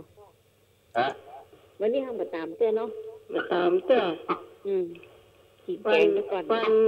ปุ้นก่อนตาปีก็ตามเจ้าแกงมนูนนี่กินจะเกินแล้วเนาะแม่เป็นโตตั้งแต่เนี้ยอย่างอยากกินข้าวมันมีอยู่วันหนึ่งที่แม่บุญแกงเราก็อยากกินข้าวทับแกงหยังแกงหูลืมไปละแกงมะทั่วแกงมะแตงโอ้แกงมะแตงซักนั่นน่ะแกงมะแตงลายโอ้แกงแตงลายน้อยเจ้าลำเป็นปลาจีพูดถึงแกงมะแตงนะผมมาไอ้เนอะอันผมว่าคาดว่าผู้คนจะได้เคยประสบบ่มากหรอกแกงมะแตงอ่ะ เป็นลายน้อย แต่นี่มันโอ้ปากร้อนเหมือนกันครับ ก็กินมันฮ้อน แล้วเอาโจนว่าไปปากอ่ะ แงนพอ จะให้ผมไม่ได้เปลี่ยนสักสีเนาะ แงนพอเวลาแงนพ่อบนหลังคาไว้ เห็นปูแล้วก็น้ำตาลงนะปู น้ำตากับย่ออาเห็นเนาะ เขาถามว่าอย่างที่เขาให้อย่างไหนล่ะเจอความเก่าความหลังเยอะ อีแต่มันฮ้อนหลวกปาก แล้วก็จะหายหน่วย ลุยที่ไหนเลยเนี่ยนักแซบอ่ะ ไอ้หน่วยภารกิจพรุ่งนี้เจ้า อ๋อเลยเรา แสดงว่านักการขนาดนั้นขนาดที่เข้านี่ก็เจอกันนะจริงๆมันดูอย่างเป็นขายแล้วก็มึงบอกให้กินนะแต่ปีนไปก็ปีนมานะหัวสับตานี่ก็ได้อะเก็บปากหัวหมด กว่ามันจะเย็นเนาะ จะคายออกมาแบบเสียเมื่อยากเป็นรู้เป็นปีนอยู่ พื้นซ้ายก็ได้ขวาก็ได้เนาะ ก็จะขวางเกี้ยวกับปะโกลูกเกี้ยวเก็บพัน อันล้ำเหลือน่ากินเนี่ยอ่ะมันเย็น ตั้งใจลื้อไปแล้วขนาดมันลงมาในท้องเลยแม่มันยังปวดนะปวดมันยังปวดว่าปวดหัวเจ้ามันมีเพื่อนใหม่คนหนึ่งนะหันบัตรประจำตัวเนาะบอกว่าบัตรประจำตัวสมาเตอร์แกว่าของเธอยังดีดูของฉันนะยังกับอมแบบฟักแก้วสุกฟักแก้วหนึ่งนะฟักแก้วฟักแก้วฟักแก้วหนึ่งอย่างนอกเนี่ยด้วยฟักแก้งเขาไอ้ยังนี่อดเดียวใส่กำใหญ่เถอะซ้ำมันแล้วคนก็เจ็บนึกถึงพี่เขาอ่ะอย่างนั้นไม่ต้องเป็นเรื่องอุ้ยหนักเนาะพอบ้านประจำตัวนะเราช่องพอกันหรอก็เราถ่ายมาแล้วเป็นได้พอเนี่ยยังแรกพอเตอร์วันนี้มันงามเลยยังเรื่องอย่างนั้นที่มันรักอย่างก็เอาไว้บนหัวอย่างติดไว้แล้วมันย้อยลงมารักคนหนึ่งกูจะแม่รักคนหนึ่งเราเป็นป่วยเข้ามันฮ้อนเนาะเดี๋ยวไว้โจทย์เจ้าคนนี้โจทย์แจ้งโจทย์เวียนนะเหงื่อย้อยพูดแล้วมีอย่างเขาอวดอย่างเดียวเนี่ยเดี๋ยวโอ้มันรู้เรื่องเดียวนี่ลูกมันท้องหัวเนี่ย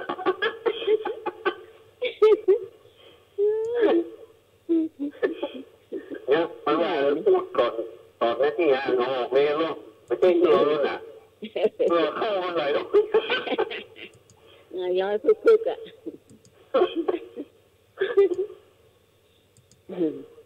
เจ้าสั่งยังมันยังอีกยังรับต่อมันอยู่ในเข้าของร่างมันหน่อยมีลาหน่อยเราไปถึงไหนเลยเหรอมึงเลิกปลอดไปเยอะเอาไปงูที่หัวหรอของที่หัวมันเป็นคนบ้านไหนมันจะคนบ้านเฮาเนอะแล้วเอาหัวทุบเป็นต่างหากแล้วมันก็ต้องกลบออกแล้วกันเนาะแล้วก็ลูกจะต้องแกงตัวเวียนมากมีที่มีได้เลยนะแกงตัวเวียนมันมีแกงกับแม่ตัวเวียนจบไปยังแล้วก็กินจบยังจบแล้วก็ผมมาผมที่อย่างนี้5 ทุ่มเกินผมก็ได้รวยมั้งหัวเมื่อโอ้ ถอยหน่อยไม่ได้หน่อยแล้ว เมื่อคืนนี่มั้ง ไอ้ถอยเรื่องเดี๋ยวเนี่ย เดี๋ยวหนุ่ยวิ่งแล้วโอ้โหพอแล้วมันจะวิ่ง รับฟังไข้หัวอยู่ข้างในที่ตัวผ่านกันไหน คนมาในหนุ่ยว่าเยอะทำไมภาพเลยหัวจับเป็นต้องสารว่ามันต้องแพ้ ไอ้เยอะ สมมติแพ้รู้สึกแพ้กับแพ้โอ้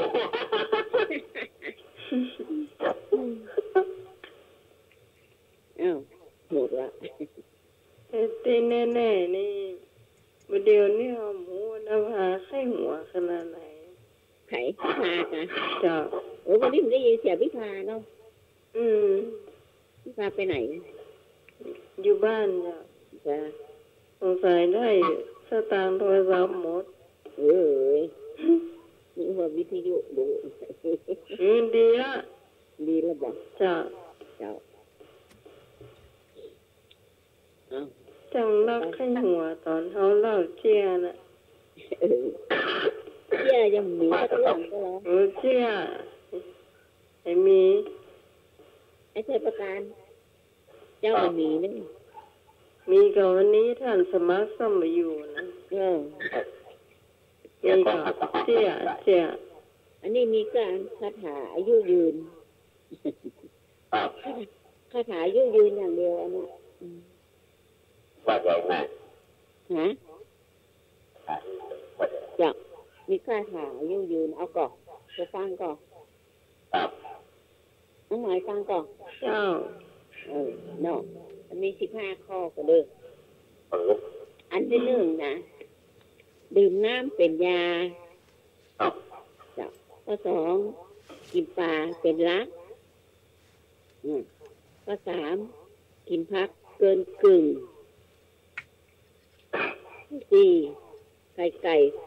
แก่นหนึ่งข้อห้าอย่าพึ่งกาแฟข้อหกอย่าแก่ของเค็มกินไม่ได้เนาะโรคไตเนาะข้อเจ็ดอย่าเข้มของหวานแล้วก็8อย่าทานของทอด9อย่ากอดแต่เหล้าข้อ10อย่าเฝ้าสูดควันข้อ11สุริยันวันทาข้อ12เรืองร่าออกกำลังกายข้อ13ยืดเส้นสายเป็นนิดข้อ14สมาธิจิตประจำข้อ15สำคัญปล่อยวางจบ โอ้คาถาเจ้า คาถาอยู่อยู่มาก เจ้าคาถายืดยืนอันนี้ก็เล่าเจ้าเลย ถ้าหอมมาไข่นี่หอมยิ่งใหญ่ ใครยังหัวมากสักอย่างอีก ไข่ก็มามากจ้ะ เข้าใจนะครับ ใครมักเปลี่ยนเป็นอะไรอย่างนี้อ่ะจะเปลี่ยนเป็นอย่างน่ะ กินพัก กินพัก เจ้า กินพักแป้นเห็นเนาะได้อยู่เจ้าป๋าก็ได้อยู่เจ้า ขนมหวานของเกมของทอด เกมนี่ก็บ่ชอบเจ้า หวานนี่ของทอด หวานนี่จะทำให้เจ็บลิ้น เจ๊จะเจ็บลิ้นนั่นน่ะ3 วัน7 วันเนี่ยเจ็บลิ้น กินหวานได้นะ กินหวาน หวานนี่บ่ชอบเลย กินอันนั้นกินของทอด เจ้า ทอดอันนั้นน่ะ เม็ดมะม่วงหิมพานต์มันก็มักกันน่ะของมัก ของมากเสี่ยวละ เราเชี่ยอ่ะ เสี่ยวละมีคนช่วยกินหมดแล้ว หมดไปละ เจ้า เดี๋ยวจะมีส่วนไปซื้อใหม่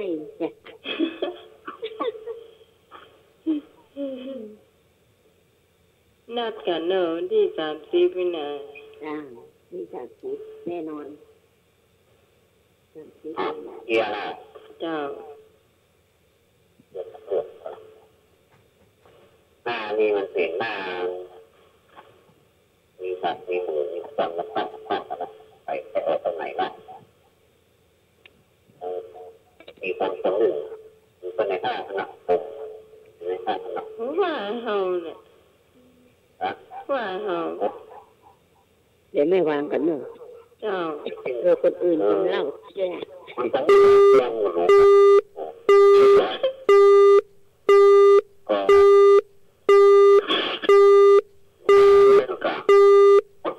เองอ่ะออกไปชมลูกส่งไม้ของเรา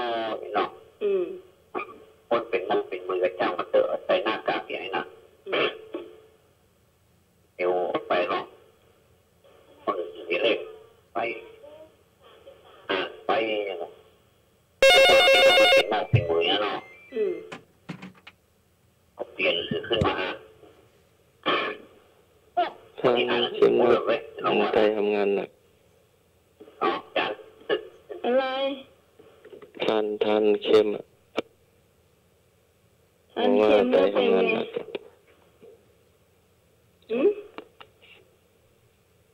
ทานสมัครไปละมาอ่านตามันก็กล้าอ่านคนนั้นมันหนึ่งคนพวกมันงัวแล้วนะพวกนั้นคือกับตั้งปีเกียบ้านเมืองเดือดร้อนให้หนูกว่านะโอ้น้องหัวลงโอ้ดูบ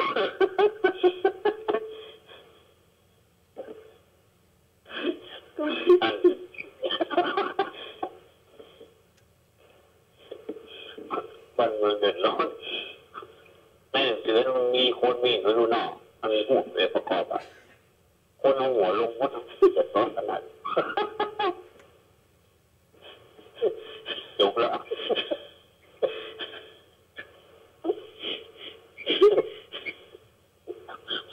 อ่านหูเรื่องไม่รู้อ่ะผมก็นานทั้งปีเลยหูเรื่อง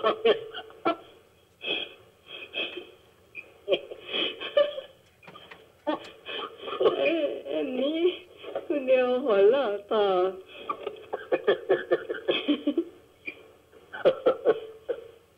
หัวเราะต่ออันนี้งานหรือเจ้าอาจจะเล่าหูเรื่องเล่าใครอ่ะอันนึงคือตักที่นี่นึ่งกันนะคนเอาหัวลงหมดอ่ะหัวลงปัดเด็กน้อยลงมาเอาเงินหน่อ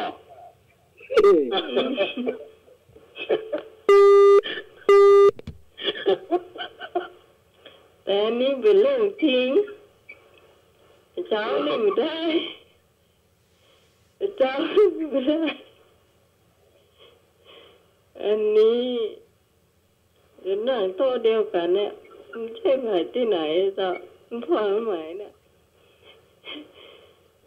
เพิ่นทำพิธีอย่างเสร็จเรียบร้อยแล้วหลวงพ่อนาฬิกาเพราะว่าโหพอบ่ายสองเลยของกินอยู่มาตำเดียวอ๋อแล้วปีใช่จ้ะมันได้ตั้งได้แขมได้ตั้ง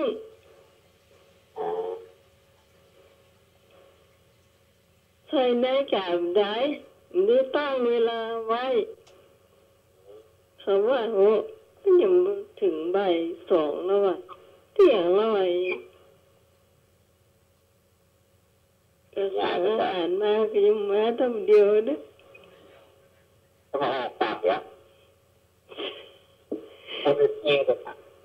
เจ้าเขาก็เลยบอกว่าโอ้ใช่เนาะแกอู้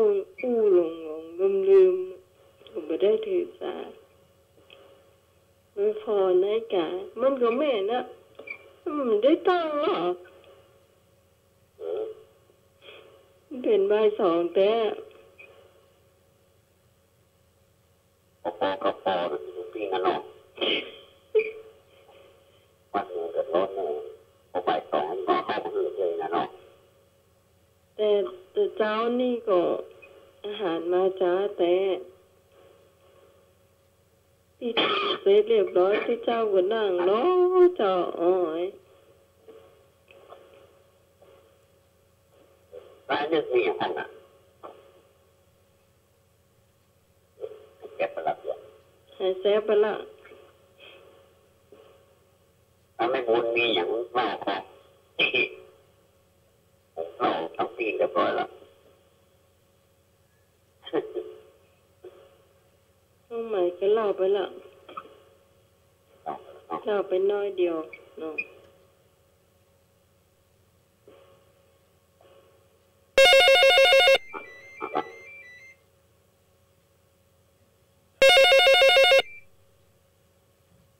อันนี้ไผ่หมู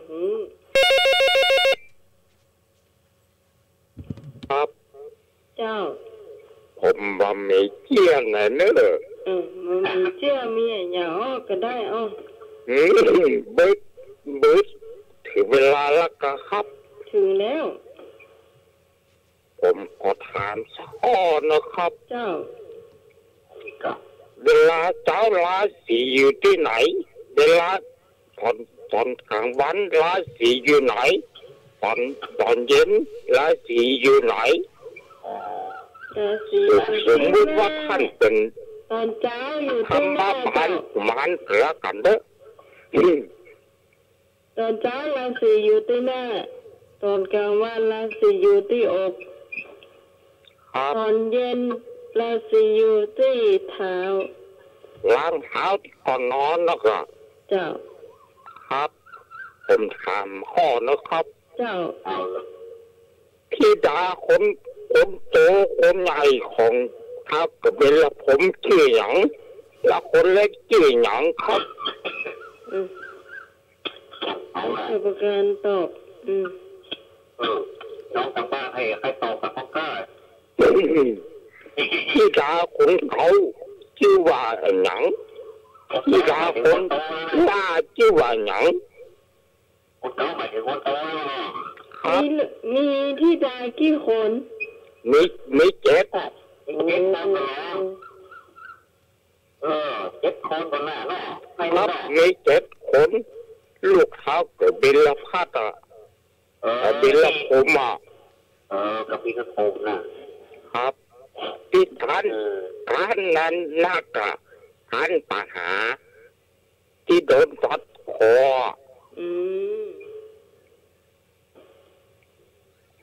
ท่านทำบาปานกุมารนัก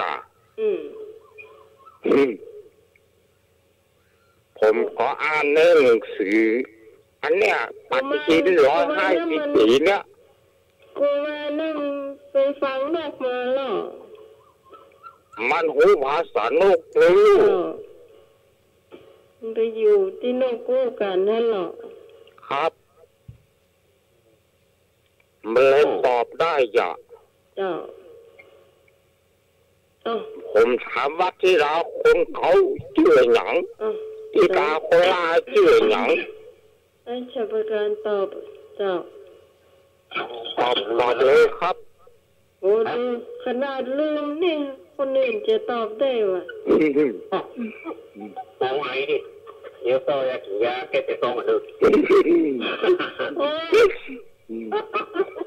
อันนี้แสดงว่าเลี้ยงอย่างดีไปแล้วอยู่แล้วโอ้ตาทางหนังสือทั้งปีไปแล้วโอ้น้องหัวลงมด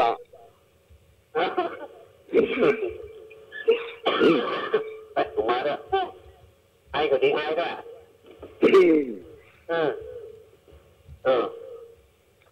ไอ้ตกใจก่อนตกมาก่อนเถอะเดินเลยครับยังอู้ถูกแล้วตอบมาตั้งน้องใหม่ก็ได้เจ้าเพราะว่ามันชูสายชูสายได้อยู่เนาะ ก็เดี๋ยวผมวางกันนะครับเพื่อคนอื่นเบิ้ลจะโทรมาตอบ โอ้ไม่อยากนะอย่างเลยนึกเนี่ยมันยากไม่ยาก ไม่อยากอะ ไม่ยาก สมัครอะถ้าสมัครโทรมาตอบก็ เจอเลยครับ เขากับบิลละพรมมา ลูกค้ากับบินแล้วผมมี7 คน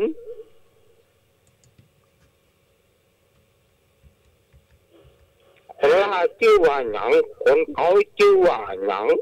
ดูเอาหูจักสักคนนะ โอ้มาจะลายก็ โอ้ไม่ใช่ลายก่อน กุ้งอะขาเนาะ นั่นเนาะ ถ้าบลายก็กุ้ง เจ้าลายของโกงนะ ข้าหัวหน้าก็จะเลิกไปแล้ว นี่ แต่ไปก็หัวนักกะ อันนี้เป็นเพราะว่าแพ้ภัยต่อเก่า มันธรรมดา ให้หัวว่าน้อยอารมณ์สดใส หัวเราะวันนี้จิตแจ่มใสอ่ะ ให้หัวน้ำใจอารมณ์เป็นผีบ้า เพราะเลิกปีบ้าเพราะเลิกส่งบุญก็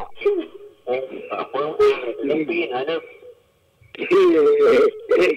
มันดีอย่างไร บ้านเมืองจะสองกันเนาะคนหัวลงหัวเนาะ ใช่สมหูอะไรเนี่ย ไอ้หยัง หูละก็มันก็มีไผ่มันก็มีเฉพาะการน่ะกะใส่หน้ากากเราหนังสือออกไปหนังตั้งนอกแล้วพอ ที่พบตะปิ้นอ่ะ เอามุดกันเลย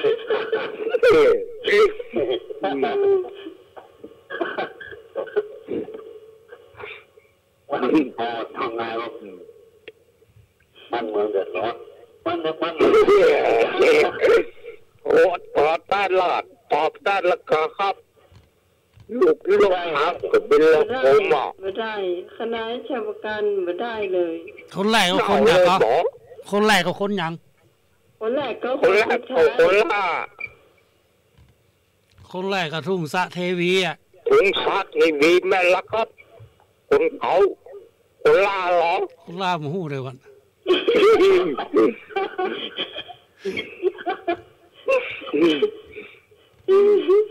ผมก็เปิดปฏิทิน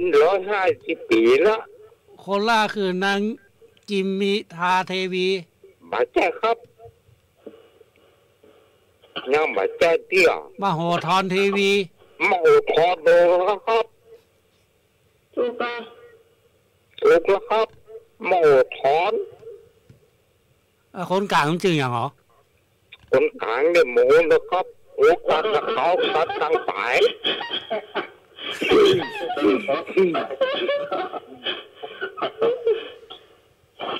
แล้วปีนี้นางสงการมันขี่อย่างหรอ ขี่นกยุงแม่นก็ครับ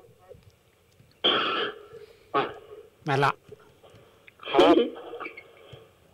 ปีนี้นะสงกรานต์เฉยเหรอ ชื่ออย่างหมูนะค ม รับ โหธรเทวีขี่นกยุงอ่ะ มาอุทธรณ์ในเบลล่าปู้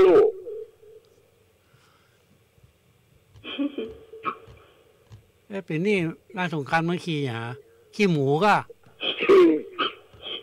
ข้ามหมูของนุ่งนุงเนี่ย ปีนี้เป็นปีอย่างหรอ นี่ปี อย่างหมูนะครับ ยังว่าเข้าหมูได้หรอถ้าจะนั่งหมูไงก้า หมูนะ นางสงการนั่งหมูปีนี้อ่ะ ขี่หมูครับ นี่วะ นางลักษณ์เทวี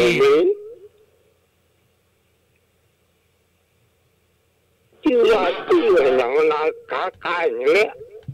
กี่ม้าขาว ปีแล้วมันขี่อย่างหรอปีแล้ว หมูนะครับลืมไปละไปแล้ว อีแล้วขี่รถบัสก็ขอเจ้าจะมีรถ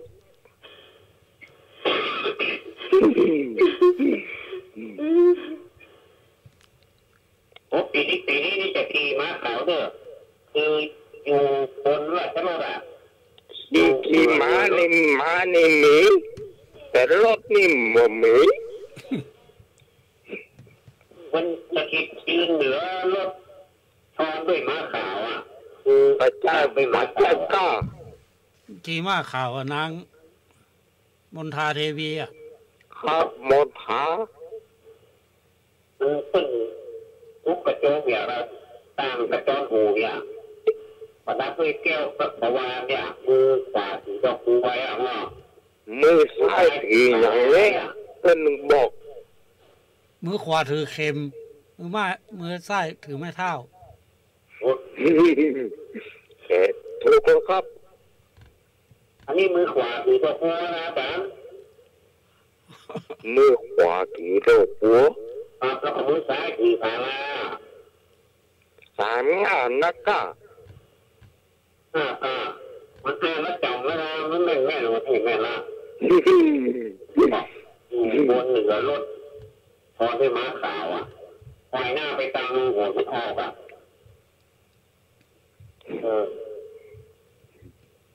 แต่ปีนี้เขาเล่มแล้วเพื่อนนะเจ้าไผ่เป็นเน็บดอกเก็ตตะวัน นางส่งการเปิ้นขาดดอกไม้ลูกครับโอ้อันให้จังคนก็นั่นประโยชน์ว่าโอ้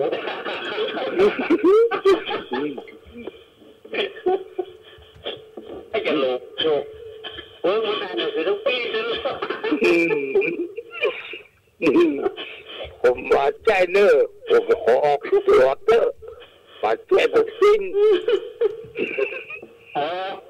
นางสงการนั่นชื่อทั้งสี่นะเนี่ยล่ะปีนี้นางสงการขี่คุดปีนี้นางสงการขี่คุดสงการชื่อ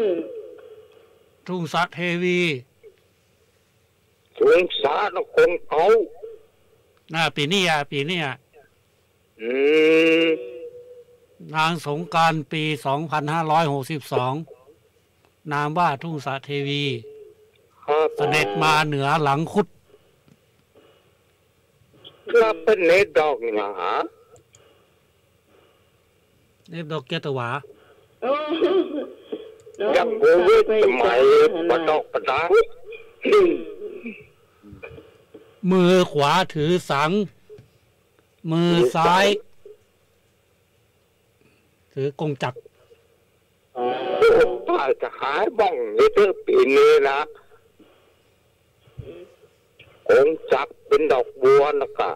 เห็นกงจักรเป็นดอกบัว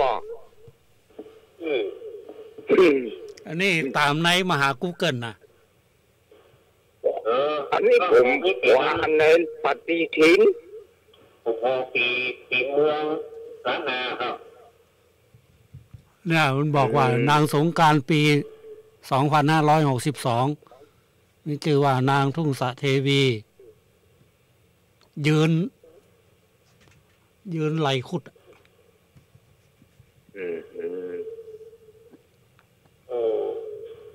มือซ้ายถือสังมือขวากงจักรหมุนอยู่อะกงจักรนี่น่ากลัวนะ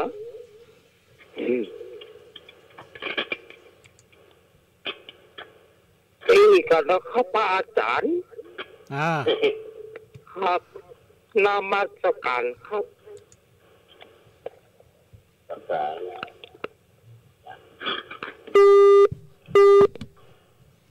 เพื่อนน้องมาถามได้นึกนะ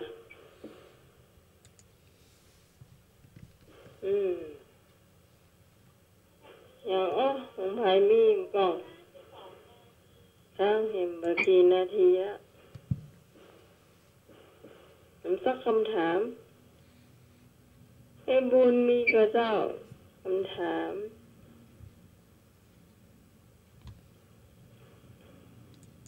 เดี๋ยวก็เย็นเดี๋ยวก็เย็น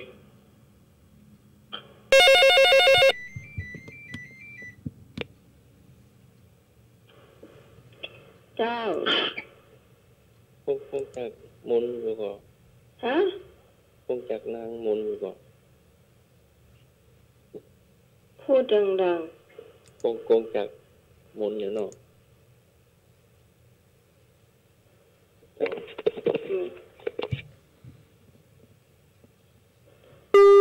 สมากูอย่างมาเข้าใจ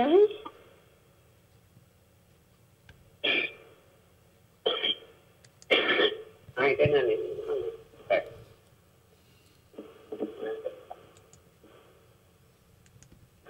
อย่างก็ตะกี้ถามปัญหาอย่างก็เกี่ยวกับเย็นบ่เกี่ยวกับเย็น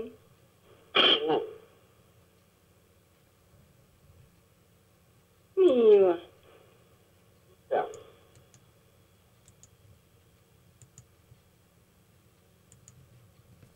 หมายถึงว่าเอาอมกับเย็นนี่อ่ะ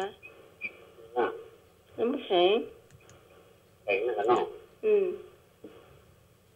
ผมใช้น้ำแข็งเนาะนะเป็นตู้เย็นเอาไว้ต้มพริกก็ได้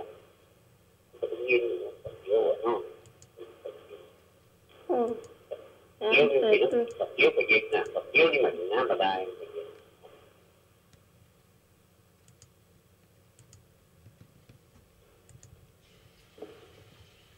แต่ว่าแดงกับแก่เหลืองกับแก่อย่างนี้แดงกับแก่เหลืองกับแก่แดงกับมะใจเหลืองกับมะใจ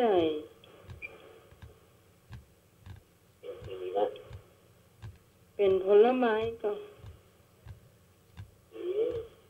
ผลไม้บางทีก็มีผลไม้ก็มีหรอกมะม่วง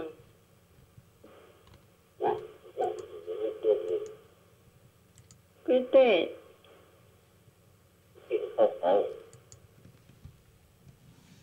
ตาเป็นสีเขาเลยนะฮะ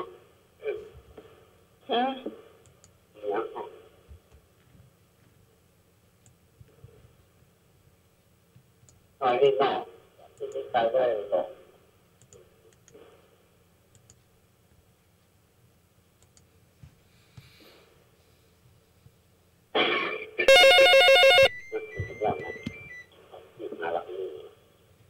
เจ้า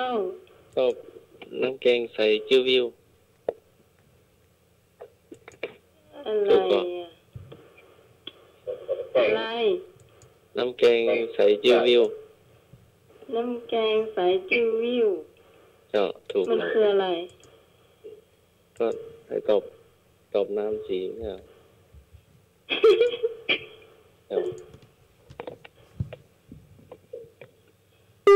น้ำแกงใส่จิ้ววิวล่ะใช่ก็ใส่ปัญหาไม่ก่อนจ้ะแม่นเอาแล้วบอกตอบเป็นตอบเอาแล้วเจ้าโชคอ่ะพอเดือนก็ได้ตกใจเด้งตกใจโชคมันผสมกับสิ่งที่โชคเราไม่ก่อนเจ้าโชคเลยว่ะโชคเอาเลย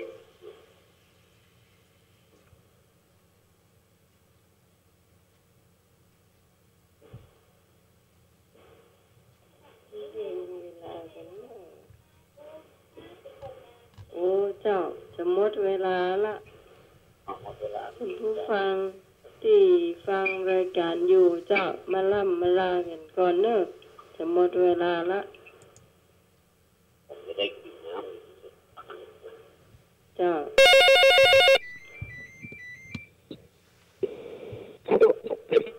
เจ้า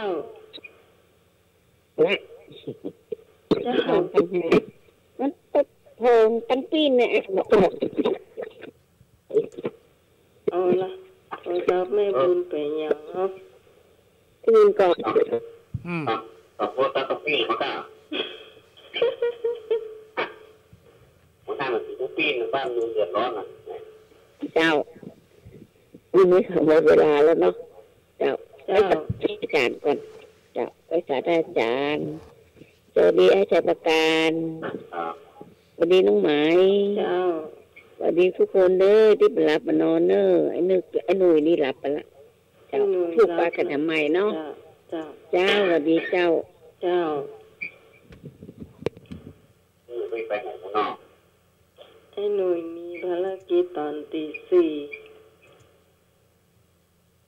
ล่างว่าหัวเราปวดมาหนุ่ยจะเลยหนุ่ยเรื่องนานแล้วนึงนะ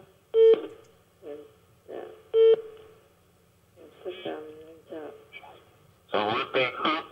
อย่าแป๊บนึง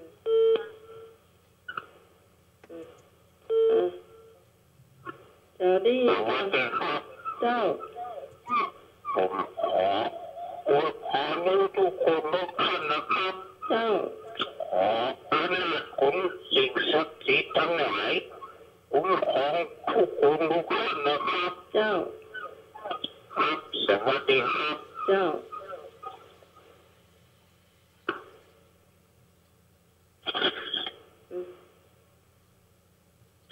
บุญไปแล้วให้เชาวการเจ้าเขาแก่แล้วมอนเนาะทีนี้นายก็อายแค่นายก็ต้องกระลักเป็นเรื่องปกติเนาะไอ้เรื่องมันให้เป็นนะครับให้มีความสุขกับทุกคนนะความสุขมันก็ได้อะแต่ว่ามันก็มาเยือนเอาทุกเมื่อเช้าวันก็จังเตือนเนาะสุขของทุกของธรรมดานะครับสำหรับวันนี้ก็สุมาเตอร์ที่ไอ้แคกๆนะขอบคุณพระอาจารย์นะครับพระอาจารย์ผู้ในการสถานีไว้สานะครับสวัสดีน้องไหลเดอร์สวัสดีทุกท่านนะครับสวัสดีเจ้าสำหรับค่ำคืนนี้ก็ต้องขอบคุณทุกเสียงทุกสายที่มาช่วยกันจัดรายการธรรมะคลายเครียดนะเจ้าขอบคุณแม่บุญตัวที่มาเข้ารายการแต่นช่วงแรกเนาะขอบคุณพระอาจารย์เจ้าที่มาหักโทรศัพท์ตั้งแต่